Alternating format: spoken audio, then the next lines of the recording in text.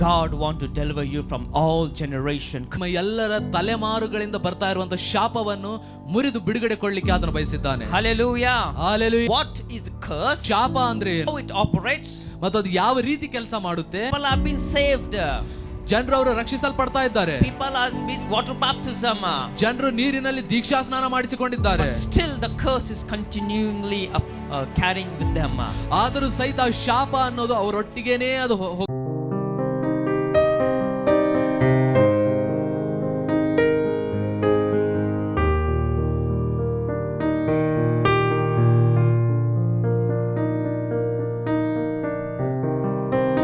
This is the right time and this is the right day that Jesus is in this place. You can ask anything, he will definitely do it for you. ಇದು ಸರಿಯಾದ ಸಮಯವಾಗಿದೆ, ಸರಿಯಾದ ದಿನವಾಗಿದೆ. ಅದಕ್ಕೋಸ್ಕರ ಯೇಸುವಿಗೆ ನೀವು ಏನೇ ಕೇಳಿಕೊಂಡರೂ ಆತನು ಅದನ್ನು ಮಾಡ್ಲಿಕ್ಕಿದ್ದಾನೆ. If you miss, you're going to miss lot. ಆದ್ರೆ ನೀವು ಕೇಳುವುದನ್ನು ನೀವು ಕಳೆದುಕೊಂಡ್ರೆ ನೀವು ಎಲ್ಲವನ್ನು ಕಳೆದುಕೊಂಡು ಬಿಡ್ತೀರಾ. Amen. Amen. It's a very wonderful day and wonderful moment.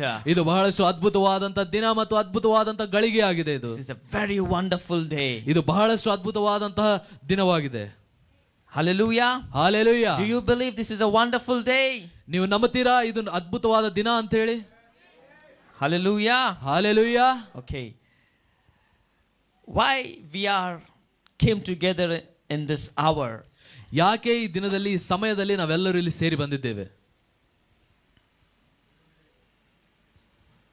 We need a breakthrough. ನಮಗೆ ಬಿಡುಗಡೆ ಅನ್ನೋದು ಬೇಕಾಗಿದೆ ಅಂತ ಹೇಳಿ. Amen. Amen. The breakthrough comes only from Jesus.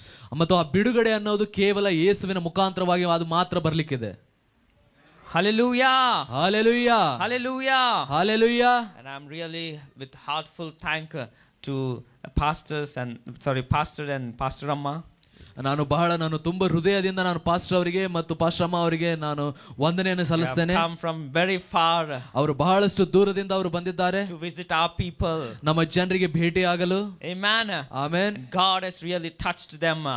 ದೇವರು ನಿಜವಾಗಿ ಅವರನ್ನು ಮುಟ್ಟಿದ್ದಾರೆ. And I really thankful for all the Manteshana and the whole family.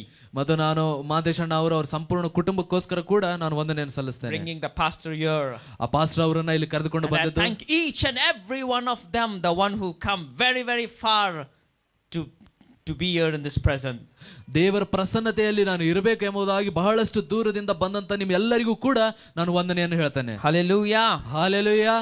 I am when pastor is prophesying about me, ಯಾವಾಗ ಪಾಸ್ಟರ್ ಅವರು ನನ್ನ ಬಗ್ಗೆ ಅವರು ಪ್ರವಾದಿಸುವಾಗ I am a very very very careful person.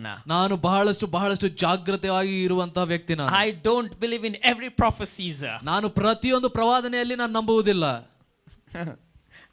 My name is Thomas. ನನ್ನ ಹೆಸರು Thomas. And I am a very doubtful person. ಮತ್ತು ನಾನು ಬಹಳಷ್ಟು ಸಂದೇಹ ಮಾಡುವಂತ ವ್ಯಕ್ತಿ. ಅದು ಇನ್ಬಿಲ್ಟ್ ಒಳಗೆ ಬಂದ್ಬಿಟ್ಟಿದ್ರೆ ಅದು ಯಾಕೋ ಗೊತ್ತಿಲ್ಲ. My name is Thomas and I am a very doubtful person. ನನ್ನ ಹೆಸರು ಥಾಮಸ್ ಮತ್ತು ನಾನು ಬಹಳಷ್ಟು ಸಂದೇಹ ಪಡುವಂತ ವ್ಯಕ್ತಿ. Because on that day the Thomas also doubted unless he didn't touch the hands of Jesus, he didn't believe that he is a true Jesus. ಆ ದಿನದಲ್ಲಿಯೂ ಕೂಡ ತೋಮನು ಯೇಸುವಿನ ಕೈಯನ್ನು ಮುಟ್ಟುತನ ಆತನು ನಂಬಲಿಲ್ಲ. Today he was prophesying about me. ಅವರು ಈ ದಿವಸದಲ್ಲಿ ನನ್ನ ಬಗ್ಗೆ ಅವರು ಪ್ರವಾದಿಸ್ತಾ ಇದ್ದರು. Before he started to speak, ಅವರು ಮಾತನಾಡುವುದಕ್ಕೆ ಪ್ರಾರಂಭ ಮಾಡುವುದಕ್ಕಿಂತ ಮುಂಚೆ I know what is the right prophecy. ನನಗೆ ಗೊತ್ತಾಗುತ್ತೆ ಯಾವುದು ಸರಿಯಾದ ಪ್ರವಾದನೆ ಅಂತ ಹೇಳಿ. If it is not compared with the word, I don't believe it. ಅದು ದೇವರ ವಾಕ್ಯಕ್ಕೆ ಅದು ಹೋಲಿಕೆ ಆಗಲಿಲ್ಲಪ್ಪ ಅಂದ್ರೆ ನಾನು ನಂಬಲಿಕ್ಕೆ ಹೋಗೋದಿಲ್ಲ. ಒಟ್ಟ ನಂಬೋದಿಲ್ಲ. ಅದು ಎಷ್ಟು ದೊಡ್ಡ ಸೇವಕರು ಇರಲಿ ನಾನು ನಂಬೋದೇ ಇಲ್ಲ. The moment I came and sat here in this place, ನಾನು ಯಾವ ಒಂದು ಗಳಿಗೆಯಲ್ಲಿ ಆ ಸಮಯದಲ್ಲಿ ನಾನು ಬಂದು ಈ ಒಂದು ಸ್ಥಳದಲ್ಲಿ ಕೂತುಕೊಂಡೆನೋ, I was just my notes is different. ನಾ ಬರೆದುಕೊಂಡಂತ ನೋಟ್ಸ್ ಬೇರೆ ಆಗಿದೆ. And suddenly the thought came in my mind that John 5th chapter. ಮತ್ತು ಅಕಸ್ಮಾತ್ತಾಗಿ ಯೋಹಾನನ 5ನೇ ಅಧ್ಯಾಯ ನನ್ನ ತಲೆಗೆ ಬಂತು. I have preached this message many times. ನಾನು ಬಹಳಷ್ಟು ಸಾರಿ ಈ ವಾಕ್ಯವನ್ನು ನಾನು ಹೇಳಿದ್ದೇನೆ. And I thought let me also preach once again. ನಾನು ಕೂಡ ಈ ಒಂದು ವಾಕ್ಯವನ್ನು ಮತ್ತೊಂದು ಸಾರಿ ನಾನು ಜನರಿಗೆ ನಾನು ಬೋಧನೆ ಮಾಡಬೇಕು ಅನ್ಕೊಂಡೆ ನಾನು. I said okay. ನಾನು ಅನ್ಕೊಂಡೆ ಸರಿ ಹಾಗಾದ್ರೆ. The pastor came. ದೇವ ಸೇವಕರು ಬಂದರು. He just came. The connection is for me now. He said John. ಮತ್ತು ಈಗ ಅವರು ಇಲ್ಲಿ ಬಂದು ನಿಂತು ಅವ್ರು ಹೇಳ್ತಾ ಇದ್ದಾರೆ. ಅವ್ರು ಹೇಳಿದ್ರು ಯೋಹಾನನ ಬರೆದ ಸುವಾರ್ತೆ. All of a sudden in my mind, he will say fifth chapter. ನನ್ನ ತಲೆಗೆ ಬಂದಿದ್ದೇನಪ್ಪಾ ಅಂದ್ರೆ ಅವ್ರು 5ನೇ ಅಧ್ಯಾಯನೇ ಹೇಳ್ತಾರೆ And he ಅಂತೆ. said fifth chapter. ಮತ್ತೆ ಅವ್ರು ಹೇಳಿದ್ರು 5ನೇ ಅಧ್ಯಾಯನೇ And the ಅಂತೆ. main topic is that do you have the desire to get well? ಮತ್ತು ಅವರ ಆ ಮೇನ್ ಟಾಪಿಕ್ ಏನ್ ಹೇಳಿದ್ರಪ್ಪ, ನಿಮಗೆ ಬಿಡುಗಡೆ ಆಗಲು ಸ್ವಸ್ಥತೆ ಆಗಲು ಮನಸ್ಸಿದೆನಾ ಅಂತ ಹೇಳಿದ್ರು. That is also my topic. ಅದೇ ಟಾಪಿಕ್ ನಂದು ಕೂಡ The ಆಗಿದೆ. same topic he took and he preached. ಅದೇ ಟಾಪಿಕ್ ಅನ್ನು ಅವರು ತೆಗೆದುಕೊಂಡು ಅವರು That ಮಾತನಾಡಿದ್ದಾರೆ. is the connection of the Holy Spirit. ಅದೇ ಪವಿತ್ರಾತ್ಮ ದೇವರ ಒಂದು Sometimes ಸಂಬಂಧ. God will bring some people from different people to only to preach one line. ಮತ್ತು ಪವಿತ್ರಾತ್ಮ ದೇವರು ಆತನು ಬಹಳಷ್ಟು ಬೇರೆ ಬೇರೆ ಕಡೆಯಲ್ಲಿರುವಂತ ದೊಡ್ಡ ದೊಡ್ಡ ಜನರನ್ನು ಕರೆದುಕೊಂಡು ಬಂದು ಒಂದೇ ಒಂದು ವಾಕ್ಯವನ್ನು ಹೇಳಲಿಕ್ಕೆ ಅವ್ರು ಹಚ್ಚುತ್ತಾರೆ. That is our great God. ಅದು ನಮ್ಮ ದೊಡ್ಡ ದೇವರ ಕೆಲಸ. Hallelujah. Hallelujah. Amen. Amen. And I believe that he is a true prophet. ಮತ್ತು ನಾನು ನಂಬುತ್ತೇನೆ ಅವರು ನಿಜವಾದಂತಹ ಪ್ರವಾದಿಕರು ಎಂಬುದಾಗಿ. He's a man of fasting, he's a man of prayer. ಅವರು ಉಪವಾಸ ಮಾಡುವಂತ ವ್ಯಕ್ತಿ ಮತ್ತು ಅವರು ಪ್ರಾರ್ಥನೆಯ ವ್ಯಕ್ತಿ I ಆಗಿದ್ದಾರೆ. don't believe the man who don't fast, I don't believe the man who don't pray, I don't believe in their prophecies. ಯಾರು ಉಪವಾಸ ಮಾಡುವುದಿಲ್ಲವೋ ಅಂತ ವ್ಯಕ್ತಿ ಮತ್ತು ಪ್ರಾರ್ಥನೆ ಮಾಡದಿರುವಂತ ವ್ಯಕ್ತಿ ಪ್ರವಾದನೆ ಮಾಡಿದ್ರೆ ನಾನು ಅದನ್ನು ನಂಬುವುದಿಲ್ಲ. To fast 40 days you need to have the guts. 40 ದಿನ ಉಪವಾಸವಿರಬೇಕಪ್ಪ ಅಂದ್ರೆ ಅಷ್ಟು ನಿಮಗೆ ಧೈರ್ಯ ಇರಬೇಕು. It's not an ordinary thing, you need really have guts. ಅದು ಸಾಮಾನ್ಯವಾದಂತ ವಿಷಯ ಅಲ್ಲ, ನಿಜವಾಗ್ಲೂ ಅದಕ್ಕೆ ಧೈರ್ಯ ತಾಳ್ಮೆ ಅನ್ನೋದು ಬೇಕು. That guts he has. ಆ ಒಂದು ಧೈರ್ಯ ತಾಳ್ಮೆ ಅವರಲ್ಲಿದೆ. It's because God has given him. ಏಕೆಂದ್ರೆ ದೇವರು ಅದನ್ನು ಅವರಿಗೆ And ಕೊಟ್ಟಿದ್ದಾರೆ. I believe that God is with him.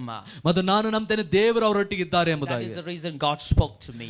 ಅದಕ್ಕೋಸ್ಕರನೇ ಆ ಒಂದು ಕಾರಣಕ್ಕಾಗಿ ದೇವರು And I'm ನನ್ನೊಟ್ಟಿಗೆ so ಮಾತನಾಡಿದರು. thankful, dear pastor, that God spoke to you. Pastor ಅವರೇ, ನಾನು ನಿಮಗೆ ಬಹಳಷ್ಟು ವಂದನೆಗಳನ್ನು ಸಲ್ಲಿಸ್ತೇನೆ, ಯಾಕಂದ್ರೆ ದೇವರು ನಿಮ್ಮ ಮುಖಾಂತರವಾಗಿ May God ಮಾತನಾಡಿದ್ದಾರೆ. bless you and may God bless your family. May God bless your ministry in Jesus' name. ದೇವರು ನಿಮ್ಮನ್ನು ಆಶೀರ್ವದಿಸಲಿ, ನಿಮ್ಮ ಕುಟುಂಬವನ್ನು ಆಶೀರ್ವದಿಸಲಿ, ನಿಮ್ಮ ಸೇವೆಯನ್ನು ಯೇಸುವಿನ ನಾಮದಲ್ಲಿ ಆಶೀರ್ವದಿಸಲಿ. Hallelujah. Hallelujah. Now we have very little time. ಈಗ ನಮಗೆ ಬಹಳಷ್ಟು ಕಡಿಮೆ ಸಮಯ ಇದೆ. We have lot to learn. I will excuse everything. ನೀವು ಬಹಳಷ್ಟು ನೀವು ಕಲಿಬೇಕು. ನಾವು ಎಲ್ಲವನ್ನು ನಿಮಗೆ ಬಹಳಷ್ಟು ಹತ್ತಿ ನಿಮಗೆ ಹೇಳ್ತಾ ಇದ್ದೇನೆ ನಾನು. ಎಲ್ಲ ಶಾರ್ಟ್ ಕಟ್ ಮಾಡಿ ಈಗ ಬರ್ತೀನಿ ನಿಮ್ಮ ಕಡೆಗೆ. ಓಕೆ, ಯಾರಿಗಾರ ಚಾ ಬೇಕಾ, ಕಾಫಿ ಬೇಕಾ?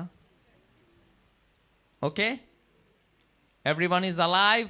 ಪ್ರತಿಯೊಬ್ಬರು ಜೀವಂತವಾಗಿದ್ದೀರಾ? Don't sleep. ಯಾರು ಕೂಡ ಮಲ್ಕೊಳ್ಬೇಡ್ರಿ. Don't be distracted. ಅಲ್ಲಿ ಇಲ್ಲಿ ಗೊಂದಲ ಒಳಗಾಗ್ಬೇಡ್ರಿ. Open your years.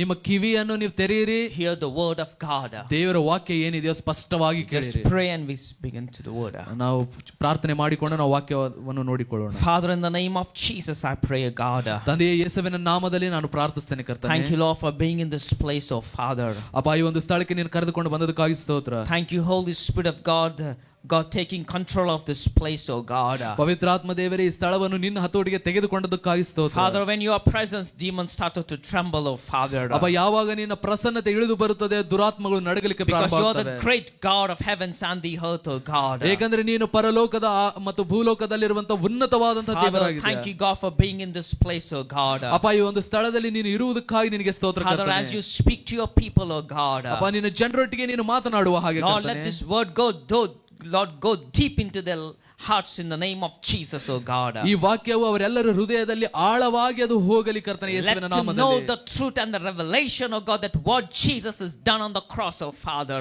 ಆ ಯೇಸು ಏನು ಶಿಲುಬೆ ಮೇಲೆ ಆತನು ಮಾಡಿದ್ದಾನೋ ಎಂಬುದರ ನಿಜವಾದ ಅರ್ಥ ಅವರಿಗೆ ಪ್ರಕಟಣೆ ಅವರ ಹೃದಯದಲ್ಲಿ ಹೋಗಲಿ Though they ಕರ್ತನೇ. have been saved, though they have been baptized, but they have lacked the revelation what cross has done in their lives, oh God. ಅಪ್ಪ, ಅವರು ದೇವರನ್ನು ನಂಬಿದರೂ ಸಹಿತ, ಅವರು ದೀಕ್ಷಾಸ್ನಾನ ಮಾಡಿಸಿಕೊಂಡರೂ ಸಹಿತ, ಯೇಸು ಶಿಲುಬೆ ಮೇಲೆ ಏನು ಮಾಡಿದ್ದಾನೋ ಎಂಬುವ ಪ್ರಕಟಣೆಯನ್ನು ಅವರು ಅರಿಯದೆ ಹೋಗಿದ್ದಾರೆ. My dear ಕರ್ತನೇ. Holy Spirit of God, you are the God of revelation. Give them the revelation in Jesus' name, oh God. ಪ್ರೀತಿಯ ಪರಿಶುದ್ಧಾತ್ಮ ದೇವರೇ, ನೀನು ಪ್ರಕಟಣೆ ಕೊಡುವಂತ ದೇವರಾಗಿದೆ. ಯೇಸುವಿನ ನಾಮದಲ್ಲಿ ಪ್ರಕಟಣೆಗಳನ್ನು ಅವರಿಗೆ ತಿಳಿಸು ಕರ್ತನೆ. Let them know the revelation. ಅವರು ಆ ಪ್ರಕಟಣೆಗಳನ್ನು ತಿಳಿದುಕೊಳ್ಳಲಿ. In Jesus' name, Lord, I pray, Father. ಯೇಸುವಿನ ನಾಮದಲ್ಲಿ ನಾನು ಪ್ರಾರ್ಥಿಸ್ತೇನೆ. Amen.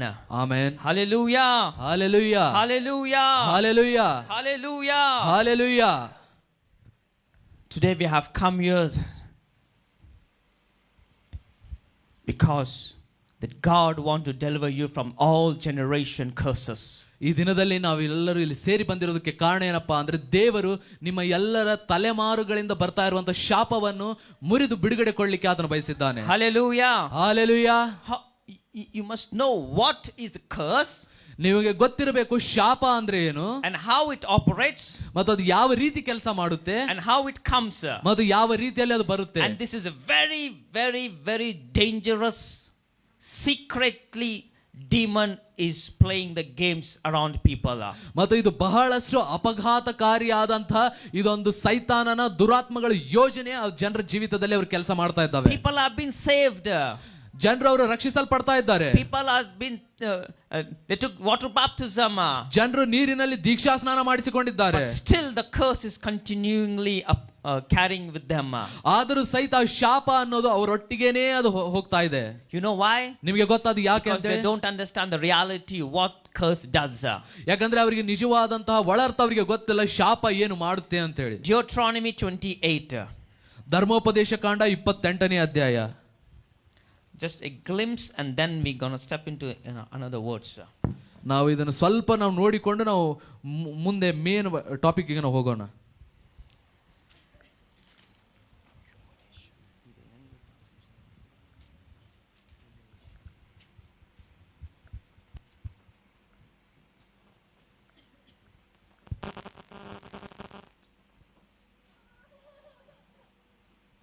Deuteronomy 28.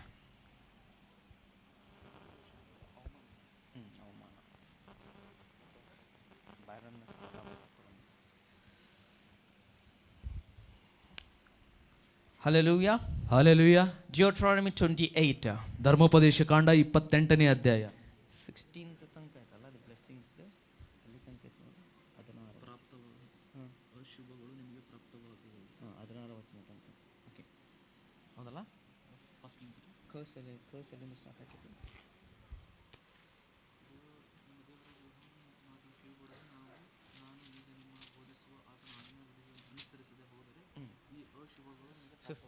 Okay, 15th start ಆಗಿದೆ. This chapter begins with blessing. ಈ ಒಂದು ಅಧ್ಯಾಯ ಅದು ಆಶೀರ್ವಾದದಿಂದ ಅದು ಪ್ರಾರಂಭವಾಗುತ್ತದೆ. And this chapter ends with curse. ಮತ್ತು ಈ ಒಂದು ಅಧ್ಯಾಯ ಶಾಪದಿಂದ ಅದು ಮುಕ್ತಾಯವಾಗುತ್ತೆ. This whole chapter is ಈ ಸಂಪೂರ್ಣ ಅಧ್ಯಾಯ Deuteronomy 28 from 1 to 68. ಧರ್ಮೋಪದೇಶ ಕಾಂಡ 28ನೇ ಅಧ್ಯಾಯ 1ರಿಂದ 68ನೇ ವಚನ.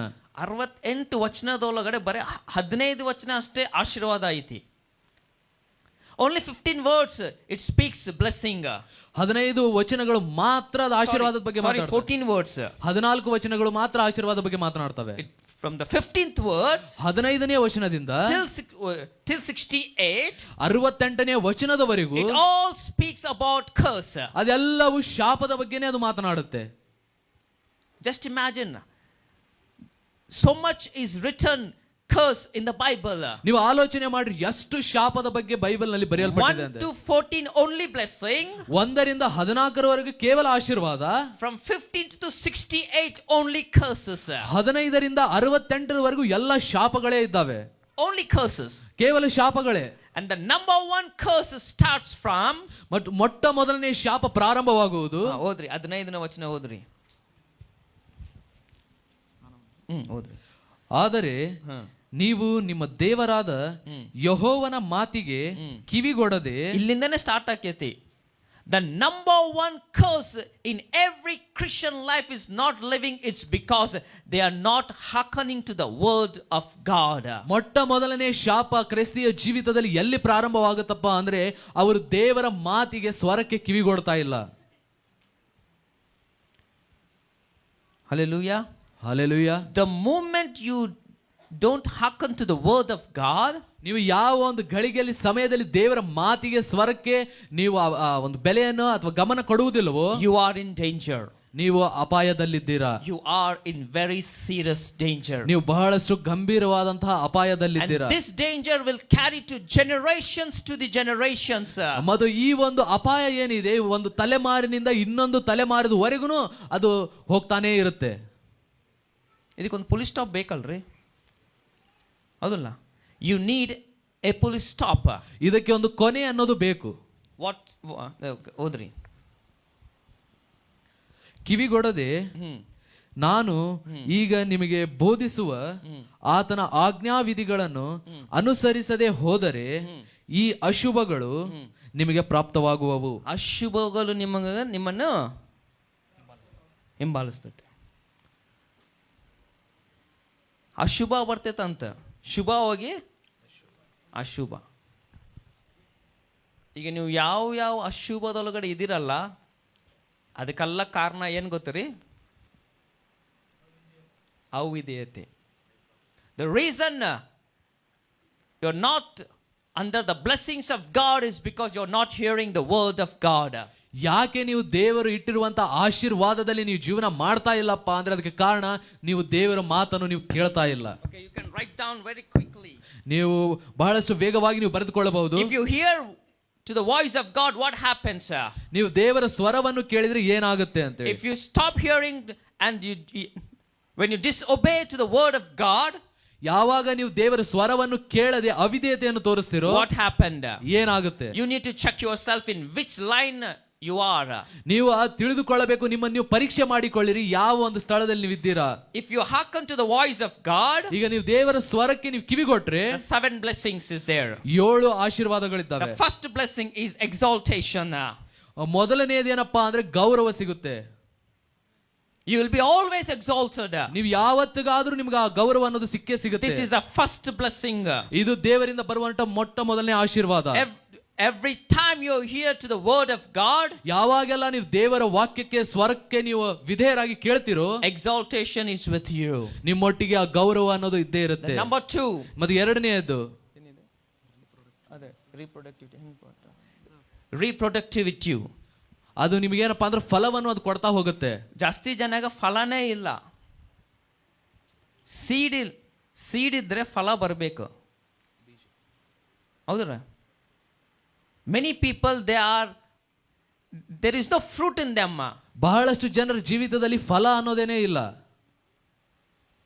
If you're not seeing the fruit, ಆ ಫಲವನ್ನು ನೀವು ನೋಡ್ತಾ ಇಲ್ಲ ಅಂದ್ರೆ then you are not obeying to the word of God. ಅದರ ಅರ್ಥ ನೀವು ದೇವರ ಮಾತಿಗೆ ನೀವು ಕಿವಿಗೊಡ್ತಾ ಇಲ್ಲ. Number 3. ಮತ್ತು ಮೂರನೆಯದು health. ಆರೋಗ್ಯ. Health is a blessing of God. ಆರೋಗ್ಯ ಅನ್ನೋದು ಕೂಡ ದೇವರು ಕೊಡುವಂತ ಆಶೀರ್ವಾದ. If you don't have a good health, ನಿಮಗೆ ಆ ಒಳ್ಳೆ ಆರೋಗ್ಯ ಇಲ್ಲ ಅಂದ್ರೆ then you are in a curse. ನೀವು ಶಾಪದಲ್ಲಿದ್ದೀರಾ. ಬೈಬಲ್ ಅದೇ ಅಂತೈತಿ 1 to 14. If you obey to the voice of God, health will follow you. ಅದೇ ಅಧ್ಯಾಯ 1ರಿಂದ 14ನೇ ವಚನದಲ್ಲಿ ಹೇಳುತ್ತೆ, ನೀವು ದೇವರ ಮಾತಿಗೆ ಕಿವಿಗೊಟ್ಟು ಆತನಿಗೆ ವಿಧೇಯರಾದ್ರೆ ಆರೋಗ್ಯವು ಅದು ಆಶೀರ್ವಾದವಾಗಿ ನಿಮ್ಮನ್ನು ಹಿಂಬಾಲಿಸುತ್ತದೆ. ನಿಮ್ಮೊಳಗಡೆ ಇರ್ತೈತೆ, ನಿಮ್ಮ ಮನೆಯೊಳಗಡೆ ಇರ್ತೈತೆ ಅಂತ. Health is a blessing of god. ಆರೋಗ್ಯ ಅನ್ನೋದು ದೇವರಿಂದ ಕೊಡುವ ಆಶೀರ್ವಾದ. 4th one. ಮತ್ತು 4ನೇದು ಪ್ರಾಸ್ಪರಿಟಿ. ಅಭಿವೃದ್ಧಿ. ಪ್ರಾಸ್ಪರಿಟಿ. ಅಭಿವೃದ್ಧಿ. many Christians have been failed in this prosperity. ಬಹಳಷ್ಟು ಜನ ಕ್ರೈಸ್ತರು ಅಭಿವೃದ್ಧಿಗೊಳ್ಳುವುದರಲ್ಲಿ ಅವರು ಸೋತು ಹೋಗ್ಬಿಟ್ಟಿದ್ದಾರೆ. There is no prosper. ಅವರಿಗೆ ಅಭಿವೃದ್ಧಿ ಅನ್ನೋದೇ ಇಲ್ಲ. If you are not prospering, ನೀವು ಅಭಿವೃದ್ಧಿ ಕಾಣ್ತಾ ಇಲ್ಲ ಅಂದ್ರೆ spiritually, ಆತ್ಮಿಕವಾಗಿ or physically, ಅಥವಾ ಶಾರೀರಿಕವಾಗಿ, then there is something wrong in you, with you, in your family. ಅದರ ಅರ್ಥ ನಿಮ್ಮೊಟ್ಟಿಗೆ ನಿಮ್ಮ ಕುಟುಂಬದೊಟ್ಟಿಗೆ ಏನೋ ಒಂದು ತಪ್ಪಾಗಿದೆ.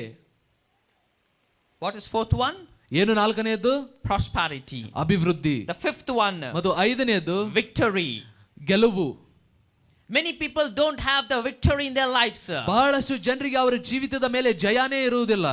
They don't have victory in their family. ಅವರ ಕುಟುಂಬದಲ್ಲಿ ಜಯ ಇರುವುದಿಲ್ಲ. It's because ಅದಕ್ಕೆ ಕಾರಣವೇನೆಂದ್ರೆ something is wrong. ಏನೋ ಒಂದು ತಪ್ಪಾಗಿದೆ. The 6th one. ಮತ್ತು 6ನೇದು authority. ಅಧಿಕಾರ. God says, I will make you a head. ದೇವರು ಹೇಳ್ತಾನೆ, ನಾನು ನಿನಗೆ ತಲೆಯನ್ನಾಗಿ I ಮಾಡ್ತೇನೆ, will not make you the tail. ನಾನು ನಿನಗೆ ಬಾಲವನ್ನಾಗಿ ಮಾಡುವುದಿಲ್ಲ. Head represents authority. ಈ ತಲೆ ಎನ್ನುವುದು ಅಧಿಕಾರವನ್ನು ಸೂಚಿಸುತ್ತದೆ. Many people don't have the authority in their lives.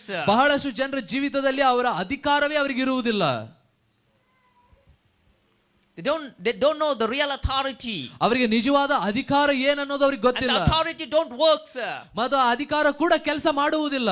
You know why? ನಿಮಗೆ ಗೊತ್ತಾ ಯಾಕಂತ ಹೇಳಿ? It's because you are not learned to obey to the word of God. ಅದರ ಅರ್ಥ ನೀವು ದೇವರ ಸ್ವರಕ್ಕೆ, ಆತನ ಮಾತಿಗೆ ನೀವು ಕಿವಿಗೊಟ್ಟು ವಿಧೇಯರಾಗದೇ ಇರುವುದು. 7th one is above.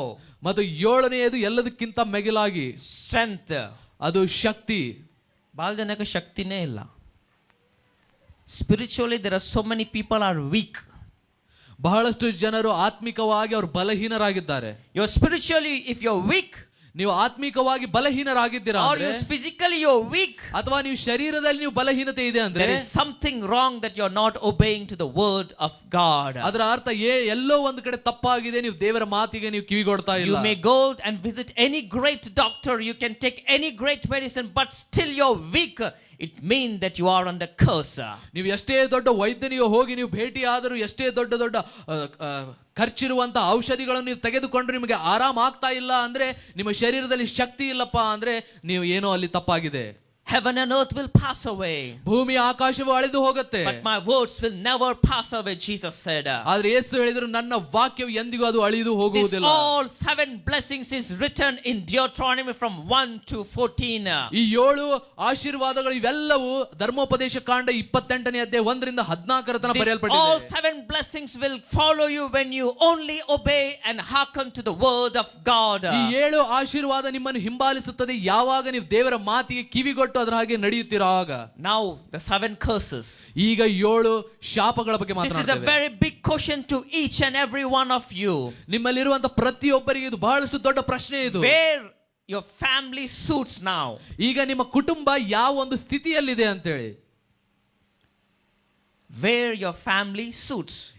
ನಿಮ್ಮ ಕುಟುಂಬ ಯಾವ ಒಂದು ಸ್ಥಿತಿಯಲ್ಲಿದೆ. Want to hear now the 7 curses? ಈಗ 7 ಶಾಪದ ಬಗ್ಗೆ ನೀವು ತಿಳ್ಕೊಳ್ಬೇಕಂತ The ಬಯಸ್ತೀರಾ? number 1.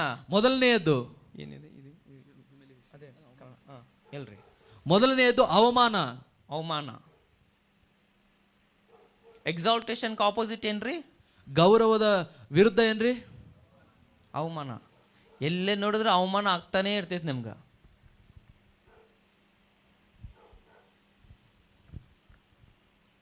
Number 2. ಎರಡನೆಯದು barrenness. ಬಂಜೇತನ. There is so much barrenness in the womb. ಎಷ್ಟೊಂದು ಬಂಜೇತನ ಗರ್ಭದಲ್ಲಿ ಇರುತ್ತದೆ. There is barrenness in the family financially. ಕುಟುಂಬದಲ್ಲಿ ಕೂಡ ಅವರ ಹಣಕಾಸಿನಲ್ಲಿ ಕೂಡ ಬಂಜೇತನ ಇರುತ್ತದೆ. So much barrenness in the health. ಆರೋಗ್ಯದಲ್ಲಿ ಕೂಡ ಅದು ಬಂಜೇತನ ಇರುತ್ತದೆ. You work like an elephant but you eat like an ant. ನೀವು ಆನೆಯಷ್ಟು ನೀವು ದುಡಿತೀರಾ, ಆದ್ರೆ ನೀವು ಇರುವೆಯಷ್ಟೇ ಮಾತ್ರ ಸಂಪಾದಿಸ್ತಾ You ಇರ್ತೀರಾ. work like an elephant day and night. ನೀವು ಆನೆಯಷ್ಟು ನೀವು ಕಷ್ಟಪಟ್ಟು ದಿನ ರಾತ್ರಿ ನೀವು ಕೆಲಸ ಮಾಡ್ತಾನೆ ಇರ್ತೀರಾ. But the moment it comes to eat, ಆದ್ರೆ ಯಾವಾಗ ಉಣ್ಣುವಂತ ಸಮಯ ಬಂದಾಗ you eat like an ant very little. ನೀವು ಆ ಇರುವೆ ಹಾಗೆ ಮಾತ್ರ ಸ್ವಲ್ಪವೇ ತಿಂತೀರಾ. ಎಷ್ಟೋ ಕಷ್ಟಪಟ್ಟಿದ್ರು ಎಲ್ಲ ಸಾಲಕ್ಕೆ ಹೋಗ್ತೈತ್ರಿ, ತಿನ್ನಕ್ ಇರೋದಿಲ್ಲ ಅಂತಿರಲ್ಲ. What is that? ಅದರ ಅರ್ಥ ಏನ್ರಿ? ಅದು barrenness. ಬಂಜೇತನ. ಏನು ಮಾಡಿದ್ರು ಅಭಿವೃದ್ಧಿನೇ ಇಲ್ಲ. ಥರ್ಡ್, ಮೂರನೆಯದ್ದು health opposite sickness of all kinds. ಈ ಆರೋಗ್ಯದ ವಿರುದ್ಧ ಅನಾರೋಗ್ಯ, ಎಲ್ಲದರಲ್ಲಿಯೂ ಅನಾರೋಗ್ಯ. ಬಾಯಿ ತೆಗೆದ್ರೆ ಅನಾರೋಗ್ಯನ ಅಂತಾರ ಅವರು. You say that who is our god? ನೀವು ಹೇಳ್ತೀರಾ ನಮ್ಮ ದೇವರು ಯಾರು ಅಂತ ಹೇಳಿ. ಜೆಹೋವಾ ರಾಫಾ ಅಂತ ಬಾಯಿ ಕೊಚ್ಕೊಂಡ್ ಬಿಡ್ತೀರಾ ನೀವು. ಯೆಹೋವ ರಾಫಾ ಅಂತ ಹೇಳಿ ನೀವು ಬಡಾಯಿ ಕೊಚ್ಕೋತೀರಾ. You know one thing? ನಿಮಗೆ ಒಂದು ವಿಷಯ ಗೊತ್ತಾ? 40 years, 40 ವರ್ಷ, not even one Israel was sick. 40 ವರ್ಷ ಒಬ್ಬ ಇಸ್ರಾಯೇಲನ ಪ್ರಜೆ ಕೂಡ ಅನಾರೋಗ್ಯಕ್ಕೆ ಈಡಾಗಲಿಲ್ಲ. Not even a small born baby was sick. ಹುಟ್ಟಿದಂತ ಕೂಸು ಕೂಡ ಅನಾರೋಗ್ಯದಲ್ಲಿ ಇರಲಿಲ್ಲ. God says, I am the Jehovah Rapha. They believed and they accepted him as a Jehovah Rapha. Not even one they were sick. ದೇವರು ಹೇಳಿದ್ರು, ನಾನು ಯೆಹೋವ Rafah ಆಗಿದ್ದೇನೆ ಎಂಬುದಾಗಿ. ಆ ಮಾತನ್ನು ಆ ಜನರು ಕೇಳಿ ಅದು ವಿಧೇಯರಾದರು. 40 ವರ್ಷ ಒಂದು ಕೂಡ ಅನಾರೋಗ್ಯದ ಇಲ್ಲದೆ ಅವರು ಜೀವಿಸಿದರು. ನನ್ನ ಪ್ರಶ್ನೆ ಈಗ ನಿಮಗೆ ಏನಂದ್ರೆ, the believers, the one who comes to the church, ವಿಶ್ವಾಸಿಗಳಾಗಿ ಯಾರು ಸಭೆಗೆ ಬರ್ತಿದ್ದಾರೆ, the one who took water baptism, ಯಾರು ನೀರಿನಲ್ಲಿ ದೀಕ್ಷಾಸ್ನಾನ ತೆಗೆದುಕೊಂಡಿದ್ದಾರೆ, why they are sick? ಯಾಕೆ ಅವರು ಅನಾರೋಗ್ಯದಲ್ಲಿದ್ದಾರೆ? Why this chronic disease follows them? ಯಾಕೆ ಇಂತಹ ಅನಾರೋಗ್ಯಗಳು ಅವರನ್ನು ಹಿಂಬಾಲಿಸ್ತಾ ಇದೆ? Then your God is a liar. ಅದರ ಅರ್ಥ ನಿಮ್ಮ ದೇವರು ಸುಳ್ಳು ಹೇಳ್ತಾ ಇದ್ದಾನಾ? He's a limited God. ಆತನು ಒಂದೇ ಕಡೆ ಸ್ಥಿರವಾಗಿ ನಿಲ್ಲುವಂತ ದೇವರಾಗಿಬಿಟ್ಟಿದ್ದಾನೆ. He was limited only for Israel, not for you, not for me. ಆತನು ಇಸ್ರಾಯೇಲರಿಗೆ ಮಾತ್ರ ಕೆಲಸ ಮಾಡುವಂತವ, ನಿಮಗೆ ನಮಗೆ ಅಲ್ಲ ಅಂತ ನೆನೆಸ್ತೀರಾ? ಹೌದಲ್ಲ? Why this BP, sugar, that, this and everything for Christians? ಯಾಕೆ ಕ್ರೈಸ್ತರ ಜೀವಿತದಲ್ಲಿ BP, ಶುಗರ್, ಅದು ಇದು ಎಂಬುದ ಕಾಯಿಲೆಗಳಿದ್ದಾವೆ? The major thing is this: they have stopped to hear the voice of God. ಎಲ್ಲದಕ್ಕಿಂತ ದೊಡ್ಡದಾದ ಸಂಗತಿ ಏನಪ್ಪಾ ಅಂದ್ರೆ, ಅವರು ದೇವರ ಸ್ವರವನ್ನು ಕೇಳುವುದನ್ನು ಅವರು ನಿಲ್ಲಿಸಿಬಿಟ್ಟಿದ್ದಾರೆ. When you stop to hear the word of God, ಯಾವಾಗ ನೀವು ದೇವರ ಸ್ವರವನ್ನು ಕೇಳೋದಕ್ಕೆ ನೀವು ನಿಲ್ಲಿಸ್ತಿರೋ, the number thing that goes from you is peace. ನಿಮ್ಮಿಂದ ಹೊರಟು ಹೋಗುವಂತ ಮೊದಲನೆಯ ಸಂಗತಿ ಏನಪ್ಪಾ ಅಂದ್ರೆ ಸಮಾಧಾನ. when you lose your peace, ಯಾವಾಗ ಸಮಾಧಾನ ಹೋಗುತ್ತೋ, the Satan is already entered in your house. ಸೈತಾನನು ಆಗಲೇ ನಿಮ್ಮ ಮನೆಯಲ್ಲಿ ಆತನು ಪ್ರವೇಶ ಮಾಡಿದ್ದಾನೆ. Started to work. Everything is unpeace. ಮತ್ತು ಆತನು ಕೆಲಸ ಮಾಡಲಿಕ್ಕೆ ಪ್ರಾರಂಭ ಮಾಡ್ತಾನೆ. ಪ್ರತಿಯೊಂದರಲ್ಲಿ ಆತನ ಅಸಮಾಧಾನನೇ ಇರುತ್ತೆ. God says, ದೇವರು ಹೇಳಿದ್ದಾನೆ, if you hear my voice, ನೀವು ನನ್ನ ಮಾತಿಗೆ ಕಿವಿಗೊಟ್ರೆ I will prosper you. ನಾನು ನಿಮಗೆ ಅಭಿವೃದ್ಧಿ If ಪಡಿಸ್ತೇನೆ. you disobey my voice, ನೀವು ನನ್ನ ಮಾತಿಗೆ ಕಿವಿಗೊಡದೆ ಹೋದರೆ poverty or failure. ಬಡತನ ಇಲ್ವಾ ಸೋಲು ನಿಮಗೆ ಇದ್ದೇ ಇರುತ್ತದೆ. Why poverty? ಯಾಕೆ ಬಡತನ? Why failure in Christian's life? ಯಾಕೆ ಕ್ರೈಸ್ತವ ಜೀವಿತದಲ್ಲಿ ಸೋಲುಗಳಿದ್ದಾವೆ? ಯಾವಾಗಾರ ನೀವು ಯೋಚನೆ ಮಾಡಿರಿ? Did you ever thought? ಯಾವತ್ತಾದ್ರೂ ಯೋಚನೆ ಮಾಡಿದ್ದೀರಾ ಇದನ್ನ?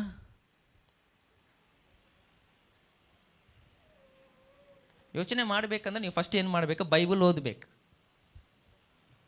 ಪಾಸ್ಟರ್ ಇಲ್ಲ ಬಂದು ಎ ಫಾರ್ ಆ್ಯಪಲ್ ಅಂದ್ರೆ ಎ ಫಾರ್ ಆ್ಯಪಲ್ ಅಂತೀರಿ ನೀವು, ಹೌದಲ್ಲ?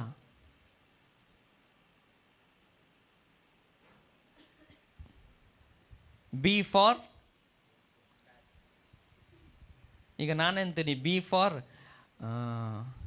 ಕ್ಯಾಟ್, ಎಸ್ ಸರ್ ಅಂತೀರಿ ನೀವು. Because you don't read the word, you only believe on the pastor. Whatever he tells you, said yes, yes, yes. ನೀವು ದೇವರ ವಾಕ್ಯವನ್ನೇ ಓದುವುದಿಲ್ಲ. ಪಾಸ್ಟರ್ ಏನ್ ಹೇಳ್ತಾರೆ ಅದನ್ನೇ ಹೌದು ಹೌದು ಅಂತ ನಂಬುವುದು. It is good, ಅದು ಒಳ್ಳೆಯದು. but your responsibility is to read and understand what God says individually. ಆದ್ರೆ ನಿಮ್ಮ ಜವಾಬ್ದಾರಿ ಏನಪ್ಪಾ ಅಂದ್ರೆ ದೇವರು ಏನು ಪ್ರತ್ಯೇಕವಾಗಿ ಒಬ್ಬೊಬ್ಬರಿಗೆ ಆತನು ಏನು ಹೇಳ್ತಾ ಇದ್ದಾನೆ ಅದನ್ನು ತಿಳಿದುಕೊಂಡು ಅದರ ಹಾಗೆ ನಡೆಯುವುದು. The fifth one is victory. ಮತ್ತು ಐದನೆಯದು ಅದು ಜಯ, ಗೆಲುವು. The opposite is defeat. ಅದರ ವಿರುದ್ಧ ಏನಪ್ಪಾ ಅಂದ್ರೆ ಸೋಲು. Why you always been defeated? ಯಾಕೆ ನೀವು ಯಾವಾಗಲೂ ಸೋಲುತ್ತಾನೆ ಹೋಗ್ತಾ ಇದ್ದೀರಾ? Because of the curse. ಯಾಕಂದ್ರೆ ಶಾಪ. The sixth one is authority. ಆರನೆಯದು ಅಧಿಕಾರ. God says, I will make you head. ದೇವರು ಹೇಳ್ತಾ ಇದ್ದಾನೆ, ನಾನು ನಿನಗೆ ತಲೆಯನ್ನಾಗಿ ಮಾಡ್ತೇನೆ. But when it comes to the curse, ಆದ್ರೆ ಶಾಪಕ್ಕೆ ಬಂದಾಗ, I will make you the tail. ನಾನು ನಿನಗೆ ಬಾಲವನ್ನಾಗಿ ಮಾಡ್ತೇನೆ. Where are you?